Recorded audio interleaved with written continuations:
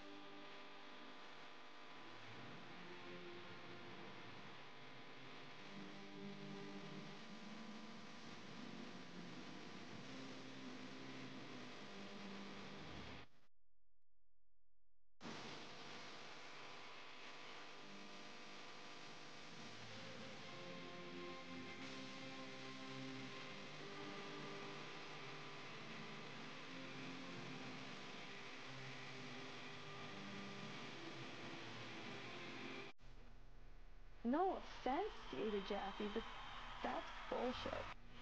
Probably true. Probably is. Well, welcome, my delightful, delicious, debutante delinquents to the Game Awards. Welcome to Gavin Gaming about 12/11. That's the 11th of December, 1996. Come on now. Who knows? Who knows? Who cares? We're all going to be invaded by aliens this week anyway. It doesn't really matter. Welcome to the show. That was Hellstrom singing Here's to Us. They will be cut from the video on demand, of course, because what am I, a maroon? It's good to see you guys. Appreciate you being here. I want to give you a couple little heads up on tomorrow's the Game Awards. I will be doing a Jaffe stream in the morning today. I had to do a doctor telehealth to get some blood work ordered because I have super serum. But that'll be tomorrow, and then we'll probably do a normal show, but regardless, we have the Game Awards. We'll be streaming tomorrow night. I still haven't really figured out what we're going to do. All I know is members are going to be prioritized, if that just means we're doing it on YouTube and it's only members can chat, or if it means we just do it on Discord. I really keep going back and forth. I don't really fucking know. But anyway, that's happening tomorrow, and then before we get into the video game discussion today, I just want you to know, that the Pentagon came out today, and we'll talk a little bit, not a lot about this tomorrow morning. I mean, this should tell you something. 2 days ago or yesterday, whenever it was, I talked all about the drones. We talked about a bunch of stuff. The numbers on the stream were really good on the Jaffe stream. The minute I get to the drones, it plummets. It's like, do you guys not care? Literally, we are living in the beginnings of Independence Day. The Pentagon came out today And so this is after all the governor and the mayors of the various cities in Jersey have come out and said, what are these things? There were Senate hearings yesterday going, what are these fucking things? They started appearing today over Japan and not just the UK, but in Japan and a couple other European countries. And then today the Pentagon comes out, the spokeslady for the Pentagon comes out and says, here's what we know. They're not foreign. They're not ours. They're not allies. Well, what does that leave? Privatized companies that are flying drones, some of which don't seem normal, like human-based drones, and some that just seem like normal drones that can stay in the air for 6, 7, 8 hours, some of them the size of a fucking Buick? Really? Well, I'm not saying it's aliens. I don't know what it is, but how are we not losing our shit about this? This is amazing. This is amazing. But, anyway, that's on my mind right now. So, yes, I'm very excited about the video game news of the day. I'm excited about the Game Awards tomorrow. GameSpot came out this afternoon and they said, here's our top games of the year. There's a lot to talk about. There was a goddamn brand new mode going head-to-head with Counter-Strike today. And what's the Riot game one? Not Valorant. Is it Valorant? From Fortnite called Ballistic. Calvin's playing it in the other room right now. I said, come on in and if you play it, have a thought, come on and share your thoughts. I haven't played it yet. Oh, great. More aliens. Brad Skagg, do you have that disease where you're always tired? There's my buddy Gina. Listen to what Gina says. There was I guess there was an award ceremony today about women in gaming. It was like the Women Game Awards or some such thing. And here's what Gina says, who worked in the business for a while. She says, all those men promoting women in gaming are faking it for what it's worth. The industry is as misogynistic now as it gets, but I think the problem starts and ends with journalism. Well, what do you mean it starts and ends with journalism? You think I'm curious about that. You think that the misogyny in the video game business is going to go away because of journalism? I mean, I don't understand. Please. People want to hear about Bloodborne. I don't really know anything about Bloodborne. I just know somebody said, well, Jaffe, you said it was in development. I've heard from multiple people over the years it's in development. I don't have any specific data. I don't know who's making it. I've heard lots of different things, and maybe it's not. Maybe it's not, but I keep hearing that, man. Okay. Oh, shut up, Nick Wiley. It's super silly to have a female-only award show. It grosses me the fuck out. Really? It wasn't an award show, Wayne says, just a showcase. Hey, man. Look, I think awards... I'm trying to think, what awards should we give? The only awards that really seem to make any sense are awards that really affect the world. Like, hey, out of all the people that killed bin Laden, this was the best guy in the unit, or the best girl in the unit. Or, hey... out of the people at NASA that figured out how to deflect the asteroid coming towards the Earth, this was the lady or the guy who figured out the hardest maths. And in that, here's a trophy. Everything else, fuck off. But I'll still be watching it because it's fun. It's fun. Yeah, Tones McGee beat me to the punch. He says, started playing the 5-hour trial of Veilguard. It's good so far. You goddamn right. It's one of the best games of the year. Only complaints, the Disney Marvel tone. Yeah, it kind of wanes and waxes on that. But I will say, if you don't know what he's talking about, if you have EA Plus, which comes free, quote free, with Game Pass Ultimate, I believe you can also get it on PlayStation, but I'm not sure. You can also just pay for it straight up $6 a month for EA Plus. That'll give you a 5-hour trial of Dragon Age Veilguard. And again, I think it's excellent. I think it's one of the most fun games of the year, but I'm not a Dragon Age guy, so I get the complaints, okay?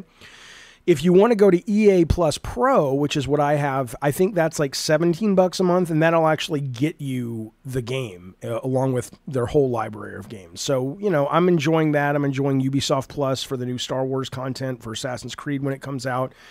I only buy them month to month because I drop them when there's not a game I want, but if you've been curious, and here's what I hope whether it's with this or when it comes on PS Plus with the trials, I'm really hoping a lot of these people, and I don't want them to feel bad. I don't want them to be like, I don't want to say, you know, I don't care, whatever it is that gets you to a game that you like. But I hope a lot of these people do come around to discovering that this is a pretty good game.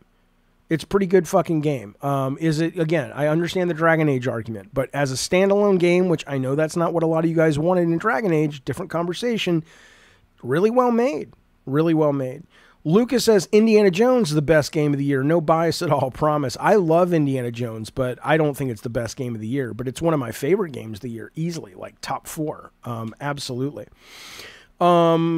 Is that on the EA PC launcher, says Link? I believe it is, but you would have to check. I mean, I have it, but I have it then linked up to my GeForce Now, so I'm playing Dragon Age Veilguard through GeForce Now.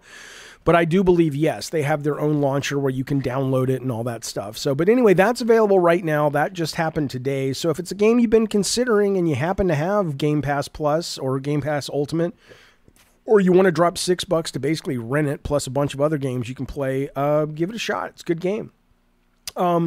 What is my game of the year? Oh, man. I mean, I need to really think about it. I've played a lot this year, and I've enjoyed a lot. But if somebody were to say right now, and you know, I'm going to change this maybe, so this is just what comes to mind. If somebody says, Jaffe, what game? I'm going to rephrase your question. If somebody says, Jaffe, which video game did you enjoy playing the most this year? I would probably say, you know, it's terrible because it's between Star Wars Outlaws and Indiana Jones, but I'm a kid of the 70s and 80s, so a lot of the heavy lifting on those games is done by the brand and the IP that came before it.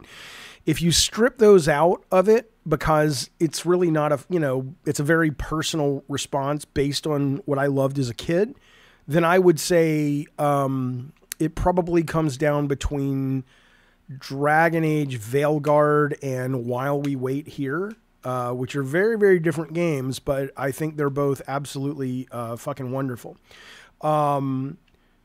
College Football 25 is Johnny Utah's game of the year. I played that on EA Plus, and I enjoyed that a great deal. I've never really been hardcore into football video games, so, you know. But what I played, I really, really like. Why are Joe D says, because they're idiots, Joe. Joe says, why are people bitching about Assassin's Creed Shadows? It looks great. Are people not happy unless they cry and complain? Hey, man, I'm you know I'm going to answer you, Joe, but I mean, I almost shouldn't open my fucking mouth with these people, because now the narrative on the internet when people talk about me is like, Jaffe says that gamers ruin Dragon Age. And I'm like, I never said a gamer could buy the game or play the game and not like it, and that's what ruined it. I said grifters, YouTube grifters ruined it, but now people have bastardized it into that Jaffe says anyone who played it that didn't like it is at fault. And I'm like, what? I didn't say that. But Joe, I think what it is, hell, fuck it if I know, man. These people are you know what, Josephine? These people are just never fucking happy. I mean, if you're hate watching me right now, first off, welcome. Thank you for the engagement. Thank you for watching YouTube's ads and giving me money. I appreciate it. But I want you to understand something if you're hate watching me right now. Or even if you're not. But my God, why do you even watch video game shows? You know, why do you even... You clearly don't like them. The negativity around being a gamer over the last 2 years is just gross, man. It is so just disheartening. And you know, I heard there was a developer at a pretty big company. I forget what game it was. May have been Indiana Jones. I don't know. Where he kind of said something along the lines of, I fucking hate gamers. Like, gamers should die or something like that. And, you know, I think the vast majority of gamers are great. They're just normal people, obviously. But the vocal minority, my God, what a bunch of fucking miserable, just dickheads. What's wrong with them? What is the matter with them? I don't know, but I find it fascinating. Wayne B says, my favorite games of the year are Final Fantasy Rebirth, Wukong, and maybe Metaphor. I got to spend more time with Metaphor. I liked what I played. Loved Wukong, absolutely. If you go by hours played, Jacob Martin says his game of the year will be Balatro, which I enjoyed that very much as well. I'm with you, Johnny Utah. AC Shadows is my most anticipated game for 25. Maybe not my most, but my most AAA right now. Absolutely. Okay. Do you think internet could have become a placeholder where people have respectable debates and treat people with respect? I I think it can and it will, but it will not be the internet at large. I think someone's going to find a way to monetize kindness and civility on the internet and say, look, you know, it's not about agreeing at all. It's not about not having debates and discussions, but there's a little corner we've carved out for ourselves that has lots of cool shit that people are going to want. And it'll cost you $5 a month. And you can come here, and no matter what your view is or your take is, and express it and be treated kindly as long as you're not an asshole. And it's called Gabbing in Games. You get it? You get what I did? It's called Gabbing in Games. And if you want to be a member, now is a good time to sign up. Any tier, you can join us tomorrow for the Game Awards Member Watch. Subscribe to the channel, like it, blah, blah, blah. But seriously, Tones, I do think there's a monetization, there's a business model in there that can happen, because there's a lot of people that love the internet and are just sick of all the negative bullshit, man. Hello, Courtney. Good to see you, buddy. Yeah, gamers were a mistake, is what Cameron said. That's right.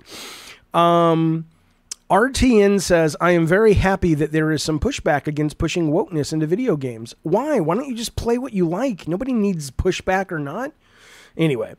Okay. Carlos says, did you see Fortnite added a CSGO mode? Yep. Calvin's playing it right now in the other room. Ballistic. I told him, I said, look, if you like it, come on in here and tell us what you think. So Adam says, my game of the year is Indiana Jones, The Great Circle. I'm still playing it and I am loving it. I think it's fucking excellent. And it's interesting because, you know, my biggest question when they announced the game is, are there going to be people who didn't come up with indie and really enjoy it, even without having that, you know, nostalgia love? And I've been real surprised that a lot of people who were like, oh, I'm 23, or indie came out, the last indie came out before I was even born. My dad showed me one. They were okay, but I love the game. So, you know, they're going to have to love the game in order to get sequels, because there's not enough people like me that are playing those games that it's just the indie fans that are going to make it get over the finish line and make Microsoft go, hey, let's make another. But I hope so. Hey, there's a buddy Swapfire, game creator extraordinaire. He says, don't you think that the games of yesteryear were better at cultivating personal growth versus using lots of people's time without a real world benefit? This is I don't understand. I understand, but I don't have any examples of either. Don't I think, says Swapfire, the games of yesteryear, like what, Yoshi's Island, were better at cultivating personal growth versus using lots of people's time without a real world benefit? No. I don't think most video games offer a smidge of the kind of life lesson value that you get from most other art forms. I'm not saying it's not, it's certainly possible. And I've seen moments where it's actually better than other art forms in expressing ideas and philosophies and personal growth ways to live. But that's always been the exception in video games. And when you talk about it, Swapfire, and you suggest that there's some kind of, we used to have that a lot, I would love some examples, because I have no idea what you're talking about. No clue. No clue. Asteroids made me grow as a human, says Warped Eye. Yeah, Combat says Lutron made me who I am today. Hey, you're driving, bitch. You're commuting. Get your both fucking hands on the wheel, Lutron. I like Crystal Skull well enough. It's 6 out of 10 movie. Oh, I hated it. Just terrible. Okay. Adam Sessler said it's weird for a person to call themselves a gamer, says Movie Maniac. Agree or disagree? I've personally never liked labels. I mean, not anymore. Interactivity is ubiquitous, whether or not you want to call it a proper game or a mobile phone game or something you fuck around with just to kind of kill some time. It becomes less and less meaningful of a term than it was, 10, 15, certainly 20 years ago. But, I sort of understand the reason you would use the term for sure. But, I don't really care. If you have hate in your soul, that will be your dream, says Morgan. Okay. I think they should make 3 anti-woke video games. You can just replay them for infinity. Yeah. Just keep, they make tons of anti-woke video games. I'm tired of hearing about it. Okay. But I would love to know, Swapfire, what you mean. What games from back in the day, contributed to your personal growth? What is that? What examples do you have? He says puzzles and games used to require real perception. People had to pick and pull it apart to get through it like real life. Oh, I see. If you're talking puzzles, I will say what I love about Indiana Jones is there are proper puzzles that are, you know, they like we talked about the other day. It really does feel like you're playing Indiana Jones, a 3D version of a LucasArts game a lot of time, like in terms of figuring things out. Like I had to open a safe the other day in the game, and you know, there was like it was a really deep puzzle compared to what we're used to in AAA video games. So certainly, yeah. I mean, if you're talking about brain teasers kind of stretching the way the brain thinks, sure. What I will tell you though is back in the day, and I had to catch myself a little bit doing it on this game, that I would not really know where the guardrails were for puzzles. So I would be like, you know, I would be going to the school library and trying to figure out how to solve some adventure game puzzle. And now I know better, but even in indie, I'm trying to think, like I got to a puzzle last night in Indiana Jones and I was just kind of like, maybe I need to look up like names of clouds and how clouds work. And if you've gotten to the puzzle, you know what I'm talking about. And it really has nothing to do with that. And I had to pull myself back and I'm like, dude, it's not that kind of game. You don't need to go and research and hit the internet to study how clouds, you know, but you know, as a kid, I didn't know. I was like, maybe I need to read the Book of the Dead or something to solve this Apple adventure game. So I certainly don't think, you know, we have puzzles like that, but all I can say is I'm very happy to see Indiana Jones bring back puzzles, but I don't know if it's going to be that successful. People were talking about the cumulative number or the concurrent play on Steam, and Steam is Steam. It's not only played on Steam, but you know, it's like 12,000 is the cap. And so I don't know if there's going to be some big mega Christmas hit, but I hope so. Because, you know, a lot of people get bored. People don't like puzzles. I mean, I do in games if they're put in well, but a lot of people use that as a shelf moment and walk away. So, okay. Brad says, is there any of the good Indiana Jones comedy in the game? Like when he shoots the dude in the sword? Oh, yes. But you know, I mean, yes. So Troy Baker is great. He's really funny. He gets the Indiana Jones template. There's a scene where he has to deal with the snake, which is really fun. His performance is really fun. You know, him beating up the Nazis because you can beat them up with anything. So it's kind of slapsticky, right? You can kind of get a frying pan that still has food in it and bang them over the head, you know, but it's not, you know, it's not like The Sword in Cairo. It's not that one that was inspired, but yeah, there's a sense of humor to it. Absolutely. Okay. Link says Manhunt from Rockstar taught him a lot about life. Matthew says, how do the puzzles in Indiana Jones compare to the puzzles in Silent Hill? Let me think for a moment as to what the puzzles were in Silent Hill, like a proper puzzle. Okay, so probably the deepest puzzle in Silent Hill 2 was when I'm not going to spoil it, but you go into that room and there's a combination and you've got to look around at all the art on the walls to kind of figure out that maybe the hospital wristband puzzle in Silent Hill 2. I would say the Indiana Jones puzzles that are proper puzzles are smarter than that. Those probably on a scale of, you know, those aren't super mainstream, like pull a lever, open a door, but indie, I think, requires you to think a little bit more. And it's not like, you know, they're not obscure and weird. When you solve them, you're like, oh, that totally makes sense and stuff. But, you know, as a fellow old person says, Johnny Utah, my reaction time is slower. I can't game for prolonged periods anymore. Yeah, I can game for a long time, but my reflexes are shit now. Okay, it's the first game in a while I'm thinking of spending some time with, says Swapfire. The idea of it being an indie simulator is really appealing. Yeah, I mean, it's excellent if you know, it's so clear what the game is now. I think people should be able to determine if it's for them or not, but it's wonderful. It's absolutely wonderful. So you can literally smash the enemy, says Ludo, with any type of object in indie and it becomes comical and funny. Yeah. I mean, I haven't run across... The funniest thing I've come across is when he deals with this snake in this tent. There might have been one or two other moments, but I just thought the performance of that was really, really good. So...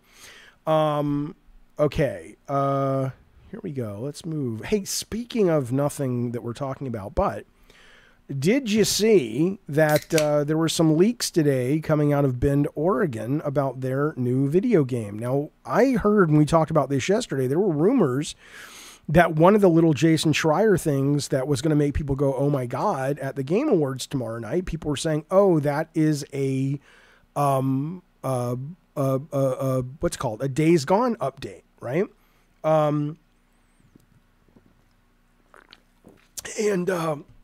And I was like, I didn't know that was coming. And people online were like acting like, yeah, duh, you know. But today there were some leaks about it. And what we got was, I'll show it to you on the TV right here if you'd like to see. Where'd my camera go? Hang on. Today we got some leaks, and we don't know much. It's from a UI, interface, user interface guy. It's a live service game. It's a UI designer's portfolio suggesting the project may involve a third-person shooter with military theme. Sorry, I fell asleep. It was so compelling. There are indications of game mechanics involving customization, ranking systems, and advanced weapons. I'm sorry. But anyway, I'll show you some pictures. That's what we're here for. Here it is. Ben's studio. He worked there from 2022 to March of this year. In the resume, we see he worked on unannounced Ben Studio projects. So, I mean, this could have been canceled, but this is kind of the first we've really seen anything. Possibly, maybe it will be. Maybe it's a service-based Days Gone, or maybe it's a game that was canceled. But, you know, it's just showing all the items and how you get I mean, good God, crafting, inventory, map. Okay, I mean, again, that doesn't mean it can't be a Game of the Year contender, but it's like, come on. But I get it. I mean, you know, all right. Press triangle to pick up nanites. Press hold for multiple interacts. And there's XP and...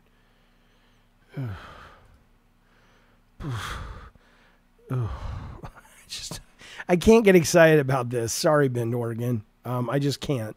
But again, and Bend, Oregon's like, fuck you, motherfucker. These are leaked. Fuck you. This is not ready to be shown. This thing may have been, you know, developed and canceled and developed again and canceled again. We don't know what this is. But if this is indicative of what they are making, it's like, come on, Sony. Come on, Sony. Give us... No. See, here's what you need. Gabriel says, but Jaffe defends Ubisoft. Yeah, I do, Gabriel. I defend Star Wars Outlaws, and I defend Assassin's Creed Shadows, because what I've seen and played from them, they both look really good. And this may be really good, by the way. It's very, very early, and we don't know anything about it at all. It could be Siphon Filter. It could be, yeah, it could absolutely be Siphon Filter Mutant Mo service-based game. And then suddenly all is forgiven, at least for a very small group of people who remember Siphon Filter.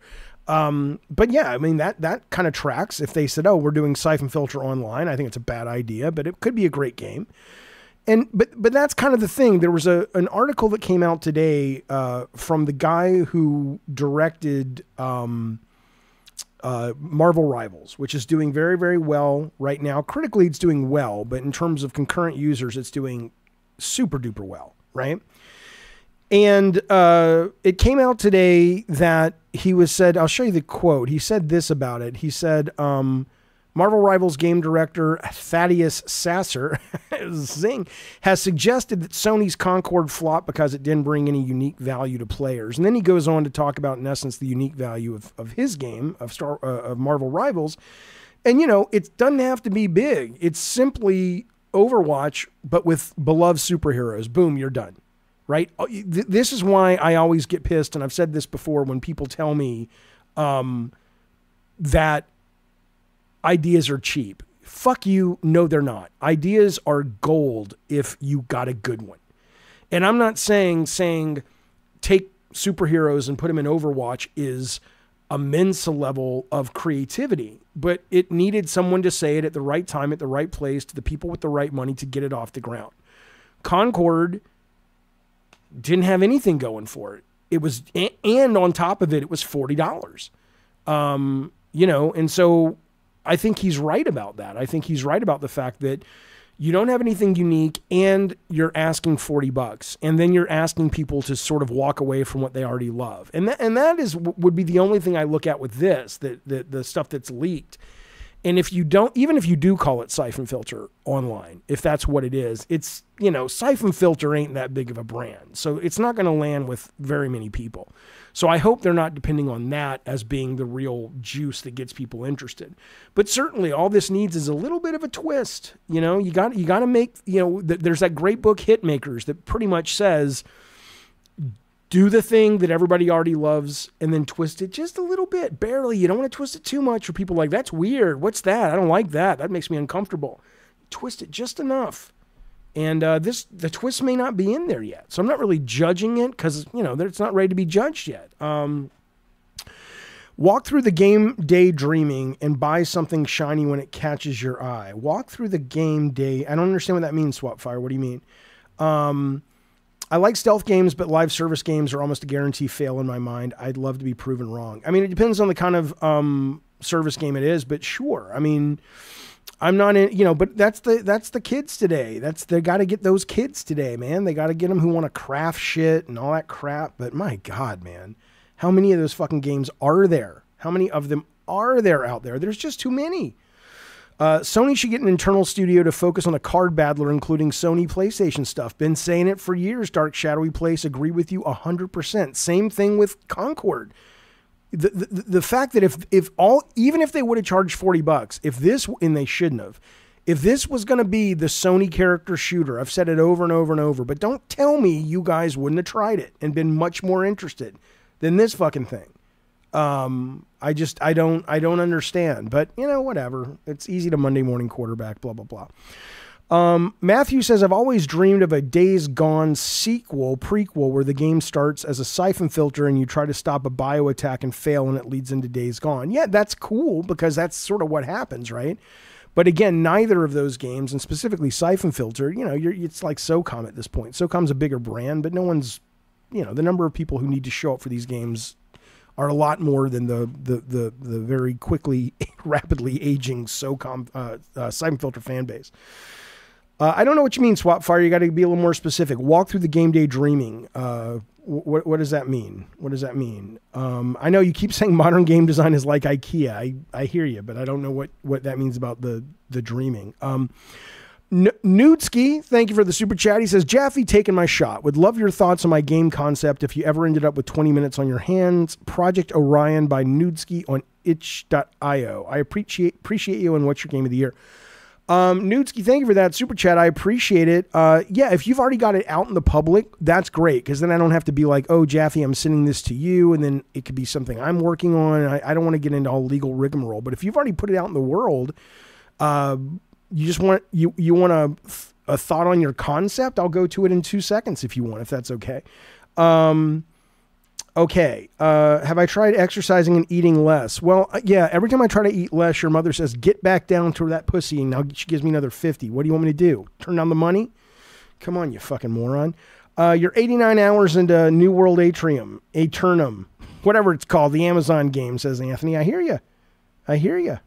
Brad Skagg, you're starting to piss me off. Just letting you know. He's like, I don't care. Yeah, no, I know. Just letting you know. Okay. Okay. Sure. Let's go take a look at what you are designing, though. Where do I go? If we say Project Orion Nudeski, let's all take a look at it together. Let's judge this guy's game. Let's see what we think. Okay. Project Orion Nudeski itch.io. Okay.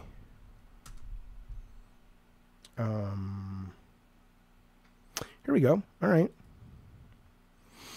Nudeski, do you want me to look at this on stream, or at least look at kind of the idea? No, it's no virus. I'm not going to download it. I'm just going to look at the pitch and we'll see what the game is. I'm assuming there's information. Fuck. It's not, you guys don't understand. It's not that I mind if you make fun of my weight. I'm very aware I'm overweight. I don't like being overweight. I don't mind. It's just, it's so indicative of a mind that has kind of calcified. It's like, really, we're doing fat jokes? Yes. I don't, give me, hit me with something interesting. That's all I'm saying. All I'm getting is, error failed to initialize graphics. So I'd love to look at it, but I'm not going to download anything unless I have some more information. So it looks like you're making it with RPG Maker. I mean, you can call in and pitch it. Is there something on YouTube? Let's see. Let's go to YouTube. All right. Yeah, Anthony, I hear that game is really good. It's not my kind of game, so I probably won't play it. New World, Eternum, but Project Orion Newt, how do I still say your name? Newtski. Let's see if he's got anything up here. Not a goddamn thing. Not a goddamn thing, Newtski. Come on now.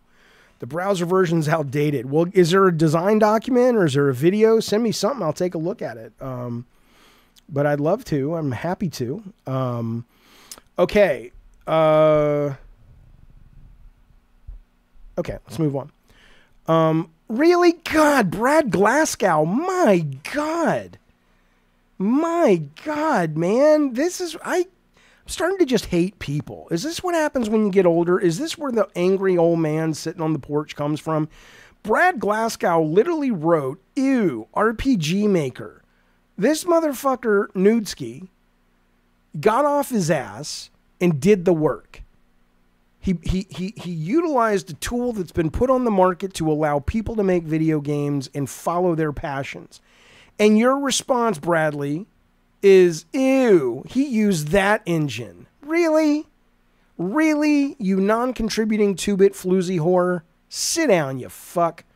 Swapfire says, IKEA has this predefined plan with predefined items you can buy for predefined purposes. Old game design tried to capture the concept of emergence as we see it in real life. I'm just telling you guys, man, I don't know. Yeah, Brad says, well, you asked us to judge his game. Not the engine he used to make the game, you maroon. Okay, but listen about predefined IKEA, blah, blah, blah. I don't agree. I don't agree, man. I think people have romanticized the fuck out of old games. I mean, there were great old games and shit old games, and there are people that are able to use really interesting off-the-shelf items from the asset stores at Unity and Unreal and make some cool stuff. And then they're also able to make some shit stuff. Again, I can't be upset with people because they're upset all the time. It's got to be more of a place of compassion of going, why the fuck is everybody so fucking mad all the time? Why the fuck's nobody happy all the time? Do you realize we're in a timeline right now where I don't think it's going to happen, but we may very well have fucking aliens flying over New Jersey. That's the world. That's the RPG campaign that we get to play. How are we not thrilled? And we get these amazing video games that look like Cyberpunk 2077, and we get a fucking sequel to Raiders of the Lost Ark that's playable and great. How are you guys so fucking unhappy about your entertainment? Zack says, I'm happy. I'm glad to hear it, sir. Glad to fucking hear it. My God, I'm usually happy, but I'm starting to question it. I'm like, shit, maybe I'm doing something wrong. Maybe I should be miserable like all the other people online. Fuck me. CS says we're mad because healthcare sucks. Well, yeah, that tracks. Lucas says we only remember the good games. I know that sounds like something obvious, but it doesn't seem like it. No, you're absolutely right. It's easy to look back and remember the classics, including in movies and music and all that. But Jesus, go back and look at the fucking, look at an EGM magazine from, I don't fucking know when that thing first started, but just look at one from like 2001. Look at the launch titles of your EGM or of PlayStation 1. Are people really going around playing Space Hulk? And like, oh, I can't wait. It was so much better when Crazy Ivan. I mean, come on. Let's take a quick look. Launch game window PlayStation 1. I mean, come on. There were some good games. I'm not saying there weren't some good games that we have fond memories of. But, shit, man. Let's see.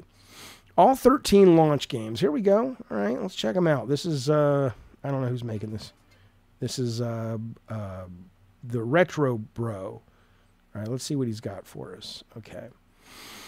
All right, well, here's From Software's first game. I think this is called, this doesn't look like, there's no way that's real. The PS1 didn't look that good, but that looks like they're doing, hey, there's my baby, and that's Twisted Metal 2, God damn it. That wasn't launch. Okay, Air Combat, yeah, sure, okay, great game for the time. Descendant, terrible game, but it was so innovative nobody cared how terrible it was. Fine. ESPN Extreme Racing, don't come at me with this bullshit. I know it was a hit, and I know my brethren in San Diego worked on it, and it did really well for them, but don't act like this is some kind of fucking classic masterpiece, because it wasn't. You know it wasn't. Did well, but it did well because it was a launch title. What else we got? And you have memories of it. Yes, but I played it, you see. I played it, and I loved it. Yeah, because you were 8. You were 8. What the fuck is this? Space Hulk? This is a stupid fucking game. Right? I mean, seriously. So I agree with you is my point. Which is people have these memories and that are pure nostalgia. And it doesn't mean there weren't good things, but it's like, you know, have some self-awareness of how your brain is working, you know? This was on everything. I'm just trying to think if there's something. I mean, Crazy Ivan always comes to mind. This looks whatever. I mean, really, yeah, the Raiden Project? Come on. I mean, it was fine for what it was. It was a great, you know, emulation of a classic arcade game, but really? I don't know. I'd never played this one. It looked good, though. Rayman. It's Ridge Racer. It's Ridge Racer.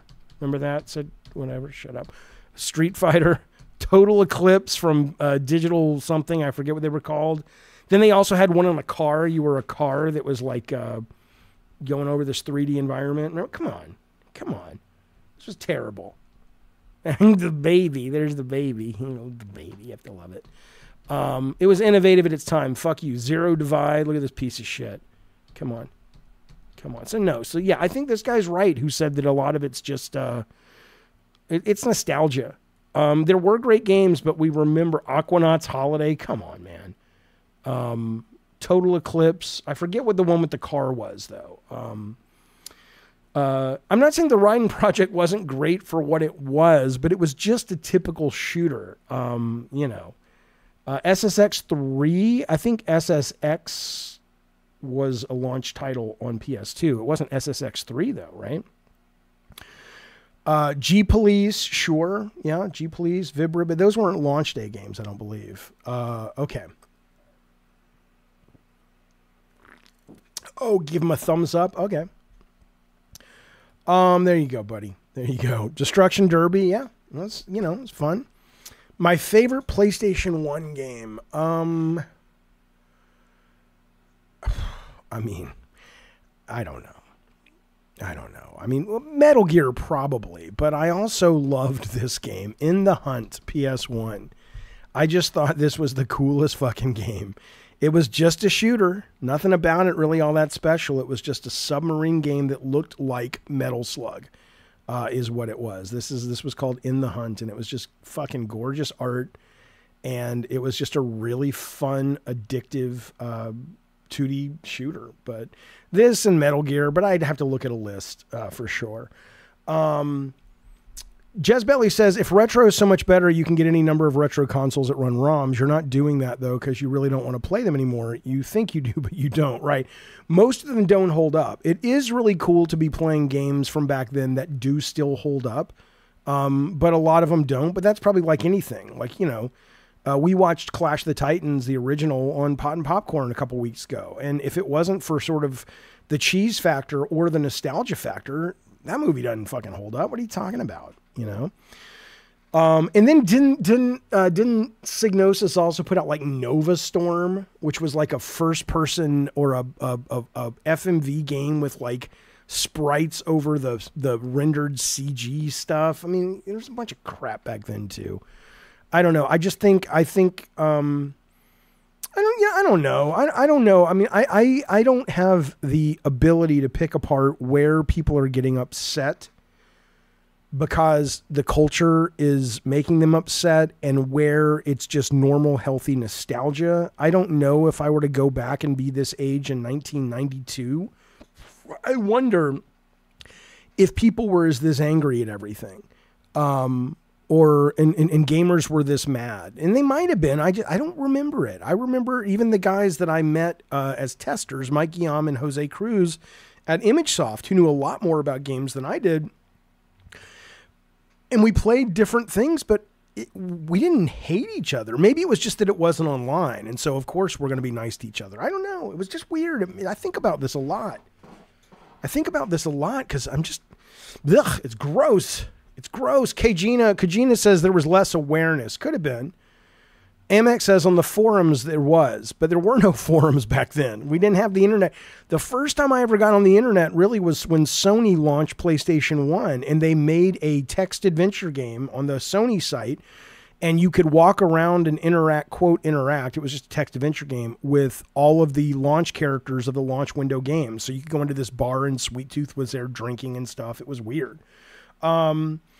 You're attributing anger, Brad Glasgow. Get off your no. It's trust me. It's not like this is all on you. He says you're attributing anger to me, saying "ooh, RPG maker," but I'm not angry. No, I know. I'm not. I'm saying you kicked off the conversation, but no, you must agree. Whether you're angry or not, there's a lot of fucking perception of anger out there, and you know. Jay says gamers today are just some of the worst, always bitching about everything. They might be. It may be a gamer thing, but maybe if I was really into like music, or if I was really into marching band competitions, maybe it's the same. Maybe it's any fandom is just really fucking terrible these days. I have no idea. Anyway, the point is, speaking of PlayStation, look at this. You guys shouldn't be worried who love your consoles. PlayStation facing no threat of users switching to the PC, says Sony. Sony argues it is yet to see a trend of losing customers just because they're putting their games on the personal computer. The topic was brought up during Sony's latest shareholders QA last month when the gaming giant outlined that users are consistently upgrading from the PS4 to the PS5. We didn't confirm any such trends at the time, nor do we see it as a major risk, says Hiroki Totoki. Herman Holst made a similar comment. Mark Cerny says the markets are fundamentally different. This will change. I mean, it'll change.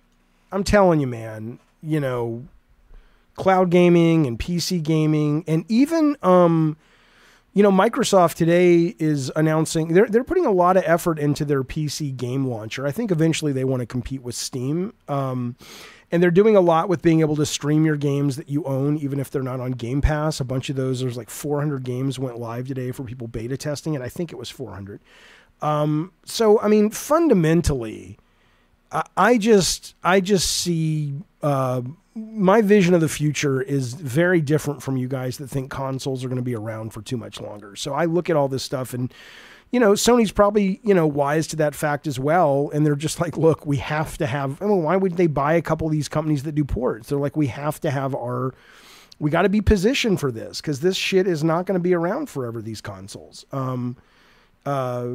You know, I mean, it is weird that they don't even, I don't believe they really even, you can't even stream, if you're a PS Plus Extreme member or whatever it is, which I am, there's no PC app that I can go to and stream my games. It's just like, it just seems so old fashioned. And last night I'm playing Indiana Jones on GeForce and Calvin comes in and says, hey, I want to play Minecraft. Can I get on GeForce? And I'm like, oh, and then I'm like, oh yeah, sure.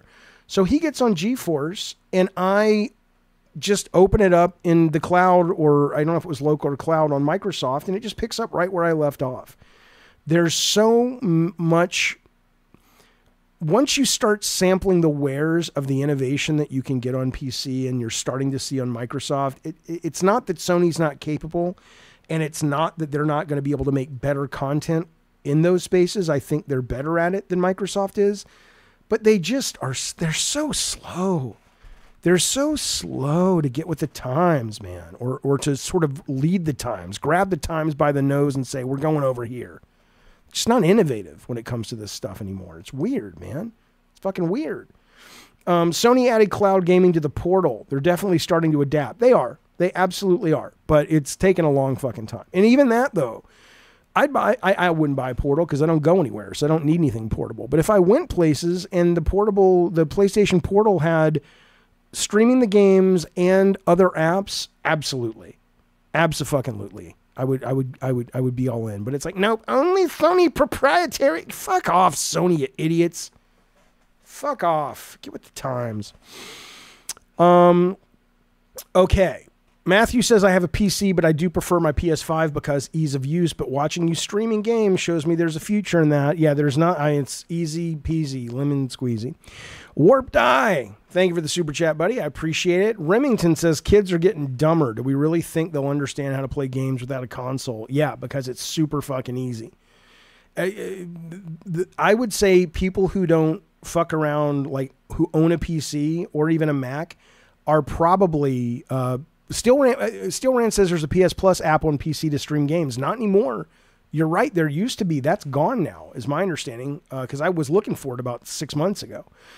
But people today, Remington, the idea of PCs and stuff, people have this idea of PCs still being where they were like 20 years ago when you went into like Staples to buy a PC and, you know, it had all kinds of bugs and viruses and shit. Hang on. Yeah.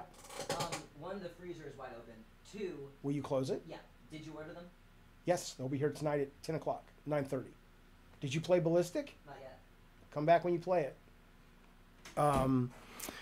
And so, you know, it really isn't that anymore. But I'm not even talking about that. Fuck PC. Just get a fucking TV. Just get a fucking piece. Get a TV and stream to it when it's ready. But you know, whatever. I don't want to have the conversation again because it's this. You know, what's the point? Round and round and round. Okay. Yeah, PCs are easy to use, but I'm not even talking about that. Remington was saying, oh, kids don't have the attention span. Literally, all you need to do is click a button and you're playing a game on your computer. Ludo, thank you for the super chat. He says, the problem is criticizing games now for petty things. It's crazy. Oh, a nun kills Nazis. How wrong this is. It's a fucking game, not reality. It's crazy. I think you're talking about Indiana Jones. She's not really a nun either, by the way. I'm assuming I know the character you're talking about. She's dressed like a nun, but she's not a fucking nun. But even if she was, so what? But kids are getting much smarter, says Johnny Utah. My daughters are so much more advanced than I was. Oh, yeah, I agree. You didn't talk to us about your experience with Sony. Was there anything left to share? What Alex, I don't know what you're talking about. I always talk about my experiences with Sony. Come back when you play it. Hector says, do your homework energy, but it's a video game. Yeah, I mean, it is true, though. It's like a lot of these people just spout bullshit with no experience. Like, I'm not going to tell you how great Metaphor ReFantazio is because I haven't played it. I'm going to tell you a lot of people that I trust seem to think it's one of the best games of the year and maybe even one of the best RPGs ever. And I'm going to tell you that I played the demo, or at least some of the demo, and I really, really liked it. But I'm not going to act like, are you kidding me? Metaphor ReFantazio? How can you say that's the best game? It's like, dude, you haven't played it yet. Denise says, my younger cousins don't even touch their console anymore. All their friends are on PC, and the streamers they use watch use PC. Yeah, Calvin, my son, who's not even a core gamer, he's in there playing on GeForce. Okay. Yeah, TV is plug and play. It will be more popular with cloud. I mean, it's staggering. It's staggering how easy it is to stream a game to your computer. It's just nuts. It's fucking nuts. I mean, forget GeForce for a moment. I don't care. I know you guys are tired of it.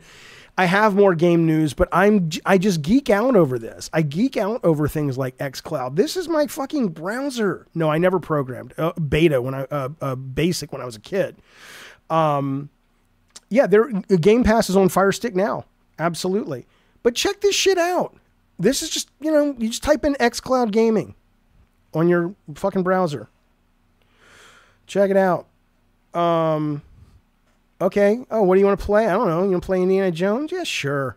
I just want you to watch this. I have a controller. Let me do one that does keyboard. Okay, here's Stalker. I haven't played Stalker in a while, but fuck it, why not? Let me make so I can see the chat real quick. I'm going to bring the chat over to the other screen 1 second. All right. Oh, Matthew, yeah, everybody says Metaphor is amazing. Okay, so I have not played Stalker in about 3 weeks, okay? And I'm not going to play games right now. I'm going to move on to other news, but and this is pretty slow right now, the load. I don't know why. It's rarely ever this slow to load it up. GeForce is not. But anyway, okay, fine. So you just go to the website. And in the meantime, I've converted Jaffe past 2 days. I've been console gaming without a console. Nothing but my TV and a DualSense controller wirelessly connected through GeForce now. It works flawlessly. This is what I'm saying, Warped Eye. Excellent. Isn't it amazing? It is like fucking magic. Am I right? It is like fucking magic.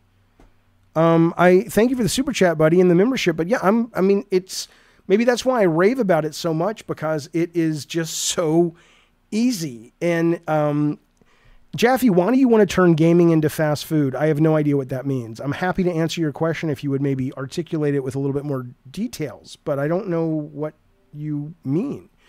So now it's going to the last time I played it, and it's syncing it up so it can load it exactly where I was.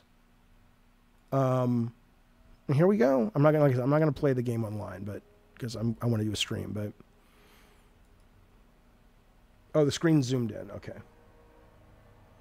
I do have a PC to play the games that I'm streaming, but I don't like to do that. I like to play the games on let me find the chat just went away. Hang on. I wasn't set up for this. So, I like to, I like to play the games streaming because they look a lot better. I don't have to load them.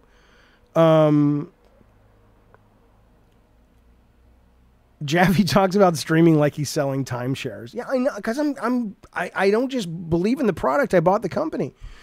Yeah, I know Jezebeli. I know, and I don't think that that's going to stay, or someone's going to come across. Someone's going to come out with a way to compete, because that's going to be ridiculous. The time cap. But yeah, you know.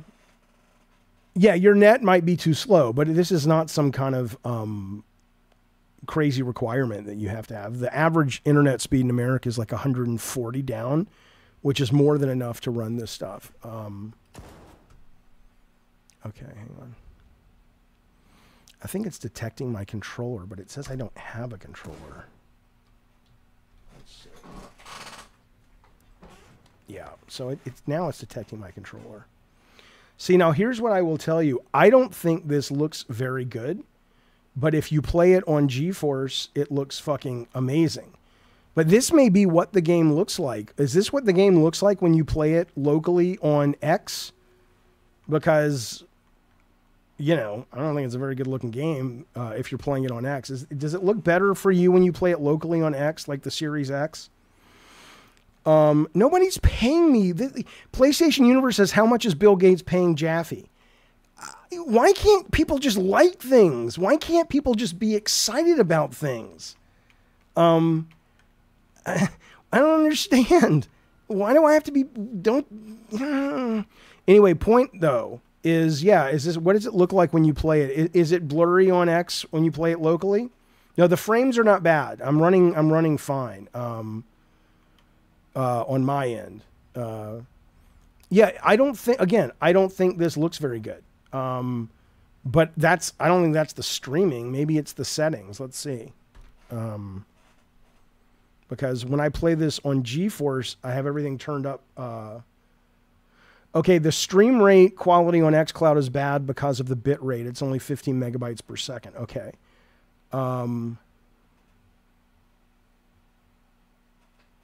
right, let's see. But I think I'm running this off of... Yeah, this is not coming off a PC. This is coming off of X. And I don't think it looks very good. But it runs great. It runs excellent. You don't even need to buy a PC, Film Gamer. Just go get a Fire Stick for $20 and get GeForce Now, or get Game Pass for a month for like $1 and see what you think. I really do. I should go back to this game. I forgot how fun this game was. But to go back to the guy, in Spall, I've streamed multiplayer. It plays fine. Now, I wouldn't compete, you know, MLG with it or anything, but the time might have passed, but I updated the browser version of the game. Okay, I'll take a look in a second. Why do you need a PC if you're going to just stream games? Yeah, I mean, you're not asking me, okay, but I do for lots of other things, though. So anyway, the point is, though, somebody's like, well, Jaffe, why are you going to be why do you believe in fast food for games or something? And I'm kind of like, oh, shut up, Sky Gonzalez. If you want to see how this really works, go watch somebody stream it or watch me stream it in GeForce. Yeah, you have to be close to the streaming, the server data center for sure. But anyway, but I believe in it though for a very, very simple reason. That if you lower the barrier of entry to anything, but let's stay with video games for a moment, you open up access to the art form to a lot more people. And you also open up the ability for other kinds of games to be made because people will be willing to try things because it's like, oh, you know, I just have to click a button and I can play the first hour of Dragon Age, you know, and it's kind of free, basically. It's like an ad, but I play it. Okay. And suddenly games that you might not have tried before, like say Balatro. It's like, I've heard a lot of people talking about this. Let me give it a shot. Suddenly you're kind of off to the fucking races. I think shit like that's fucking amazing, man. I wish I knew how to fucking quit this. I don't play on cloud with this service much. I always use GeForce. I'm not sure where the quit button is. Hang on. Anyway, but you know, I don't know. I don't know why I'm so passionate about it. I know that's why. That's why I'm so passionate about it, because it's just, to me, it reflects an aspect of the business and the industry that can really expand games to a lot more people. And in doing so, it allows a lot more people to, you know, to fund games that are, you know, unique and different. And I think that shit's great. Yeah, I've got like 700 hours in Marvel Snap. Okay. I don't agree with you, Pete Dudley. I don't think it's an infrastructure thing. People say that a lot, but the average internet speed in America is more than able to handle it. The real issue with it is speed to data center, perhaps. But most people can do it fine. Hey, what the heck, man? Look at that. Lutron swoops in. He says, here's 5 memberships gifting to the community. Thank you, buddy. That's very generous. Lutron, one of our Gods of War, says, Merry Christmas, you old savings and loan, to a number of people. Here's who got it. RPG, PG, Francisco, Brad Glasgow, Newtsky, and Shut-Eye Bandit. You guys now, when we do our Jeff Keighley game stream, if you look, if you don't have anybody to watch it with tomorrow and you want to smoke some dope and eat some pizza and hang out and watch it and talk about it and make fun of it and laugh with it and be excited about it, you got a place now. Compliments of Lutron. Thank you, buddy. Hopefully we'll see some of you new members over there tomorrow evening. That's cool, man. Thank you, Lutron. Okay.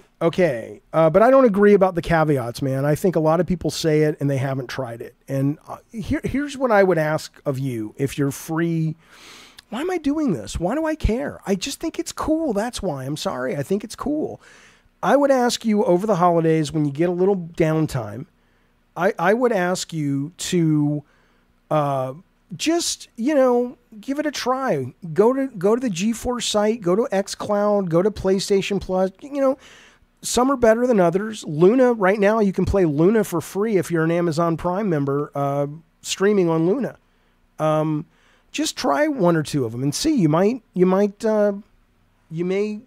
go, hey, Jaffe's not wrong about this. It's pretty cool. It's pretty fucking cool. Yeah. Matthew says people will still bitch because they're worried if there's an apocalypse, they won't be able to play games. Like, yeah. It's like, well, what if your internet goes out? Well, what if your power goes out? What if you have a stroke? What if you slip on a banana peel on the way down the steps to your game room and you crack your head open? You know? Jesus. I really don't want a job interview at GeForce unless they want to pay me to stream. Yeah, there's a bunch of free games on Prime. Forget streaming for a moment. Let's talk about what Brad's talking about. You guys... You know, we have so many options right now. If you're just looking for games, look at this. Today, Amazon Prime members can get 72 free games right now. Prime Gaming's current list of freebies includes the Outer Worlds, Dredge, multiple Warhammer games, BioShock, and so much more. It's Mafia's on there. It's nuts. It's fucking nuts right now. So do not miss out, man. Don't miss out. Free fucking video games, you know? Well, oh God, I'm not answering that. I don't like streaming and shit, says Jay, because you don't own shit. Oh yeah, I mean, that's a totally different thing. That I get. If you're one of those people that are like, no, dude, I like to own games and have them on the shelf and all that, totally different. Totally fucking different. Where did it go? Oh yeah, let us know. Art of Interactive says I'm going to start streaming on Series X. Let us know what you think.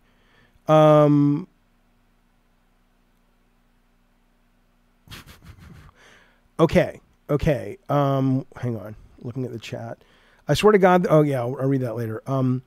How do you claim them? Figure it out. I mean, I don't mean that like I'm being a dick, but it's, you know, just go to Amazon Prime, type in Amazon Gaming. Some of them you play right there in the Amazon game browser. Some of them they give you a code and then it links you to good old games and it'll download it there. Blah, blah, blah. I just, you know, there's so many different services that they give them to you through that it depends on which game you're talking about. And yeah, Brad says Mafia was such a good game. I am looking forward to the Old Country, which apparently is going to be showing tomorrow night. I've never played a Mafia game. So, you know, I'm looking forward to it. I hope it's good.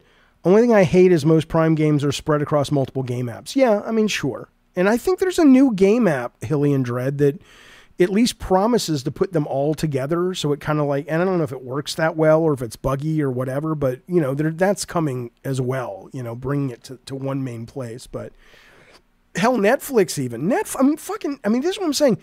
I don't even understand. You don't understand. When I was a kid, you know, and you wanted a fucking new video game, dude, it was like, you know, you got to mow the lawn and save up. The amount of video games you can get now with shit you already have. I mean, Netflix right now, I don't know why my whole internet's running slow. Maybe it's because I'm on this browser. I don't know. But Netflix right now, if you go and you look at their games and not just they have a lot of amazing mobile games. Hopefully these will run in the browser soon. But then they got like Oxenfree and Fernax, which is great. Centipede Recharged, and these are streaming. These aren't even downloads. They just work in your fucking browser on your TV. And then, of course, you can also do these on your phone. But I wish they could stream these too, because there's some fucking good games on here. It is neat. It is neat. No, I've never played a Mafia game. No. Stillrun says, I tried cloud gaming on Game Pass Ultimate. It's great, but I still prefer games natively because I prefer having control over the settings. I absolutely get the settings issue. But again, that's why I like to play on, on GeForce, because I can actually play on the highest end PCs. Like, you know, I think in January they're bringing out the new cards, and I'm not going to go buy one. I'm just going to play on GeForce, and they'll fucking have it. It's so cool. Anyway, okay. Okay. I like this bullshit. Alex, I'm getting annoyed. You're talking to us like we are your kids. We don't know anything. Alex, then go away. This is how I talk. You and I have a weird thing going. I think you have a weird parasocial thing with me, and I kind of find it creepy, truth be told. I like you. I like that you're part of our community, but you're starting to get like one of those. It's like when I don't address you in the chat, it's because I'm not interested in what you're saying. It's because I don't think the audience will be interested. When I do, it's because you've brought up a good question. I'm like, oh, let me read Alex's comment. But but when I don't read it, then you act like you start to turn dark all of a sudden. It's like, look, that's our relationship. I don't know you in real life. You don't know me. You seem like a nice guy. You seem like a smart guy. And I appreciate hanging out with you when we do things as members. But fuck, dude. Yeah, I'm not going to read everything. What do you want from me? It's creepy. Knock it the fuck off. You got a baby coming. Get your shit together. Not terrible to say. But you do got to get your shit together. You got a baby coming. Come on, Alex. What's going on? Dark Alex. Yeah, Wayne. He's becoming Dark Alex.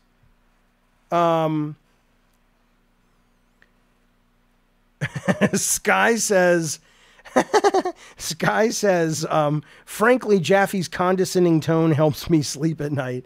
And Mr. Rob says, why are you talking to Alex like he's a child? Because he's coming at me like he's a child. I have nothing but love for Alex, but it's like, dude, settle. Let's talk games. Come on, man. Come on, man.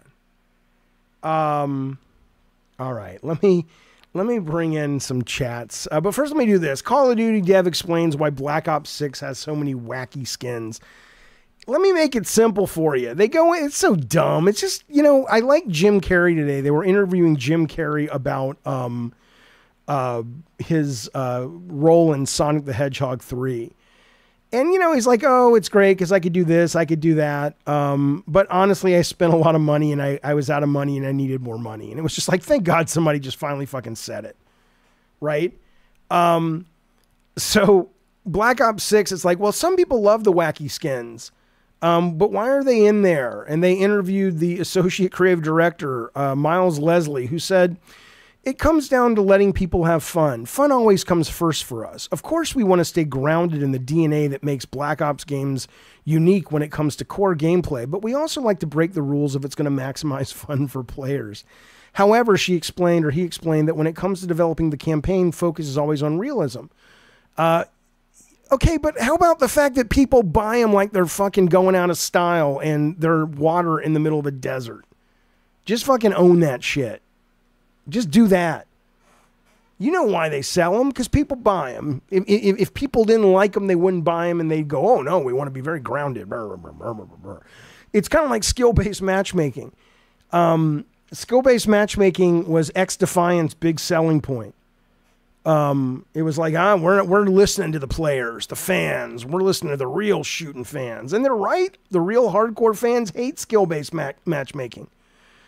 Well, guess what game is flying high, and guess which game went out of business this week? Was fucking X-Defiant with their no skill-based matchmaking. Alex shoots back. You're overthinking. I was just asking you that sometimes you think you are the only one who lived back in the days. I am the only one that lived back in the day. I don't know what you're talking about, Alex. I'm not overthinking it. I'm just kind of, responding correctly. I don't know. Alex says, Darth Nugget, that's just how old people are. They always want to tell you directions to places as well. Yeah, fuck it. I don't fucking know. Yeah. All right. And I don't think I'm right all the time, but I am an opinionated guy. Sorry. I think streaming is the tits. Sorry. I don't care if you agree or not. I have been to the promised land. I have drank the milk and honey. I have seen the milk from the honeys. Wink, wink. Gina, are you watching? Did you hear that joke I just did? Do you think you could be my agent again and get me into comedy clubs? Wink.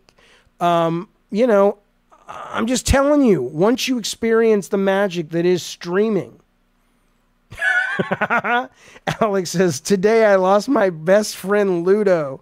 He blocked me. Think about how I feel. I know.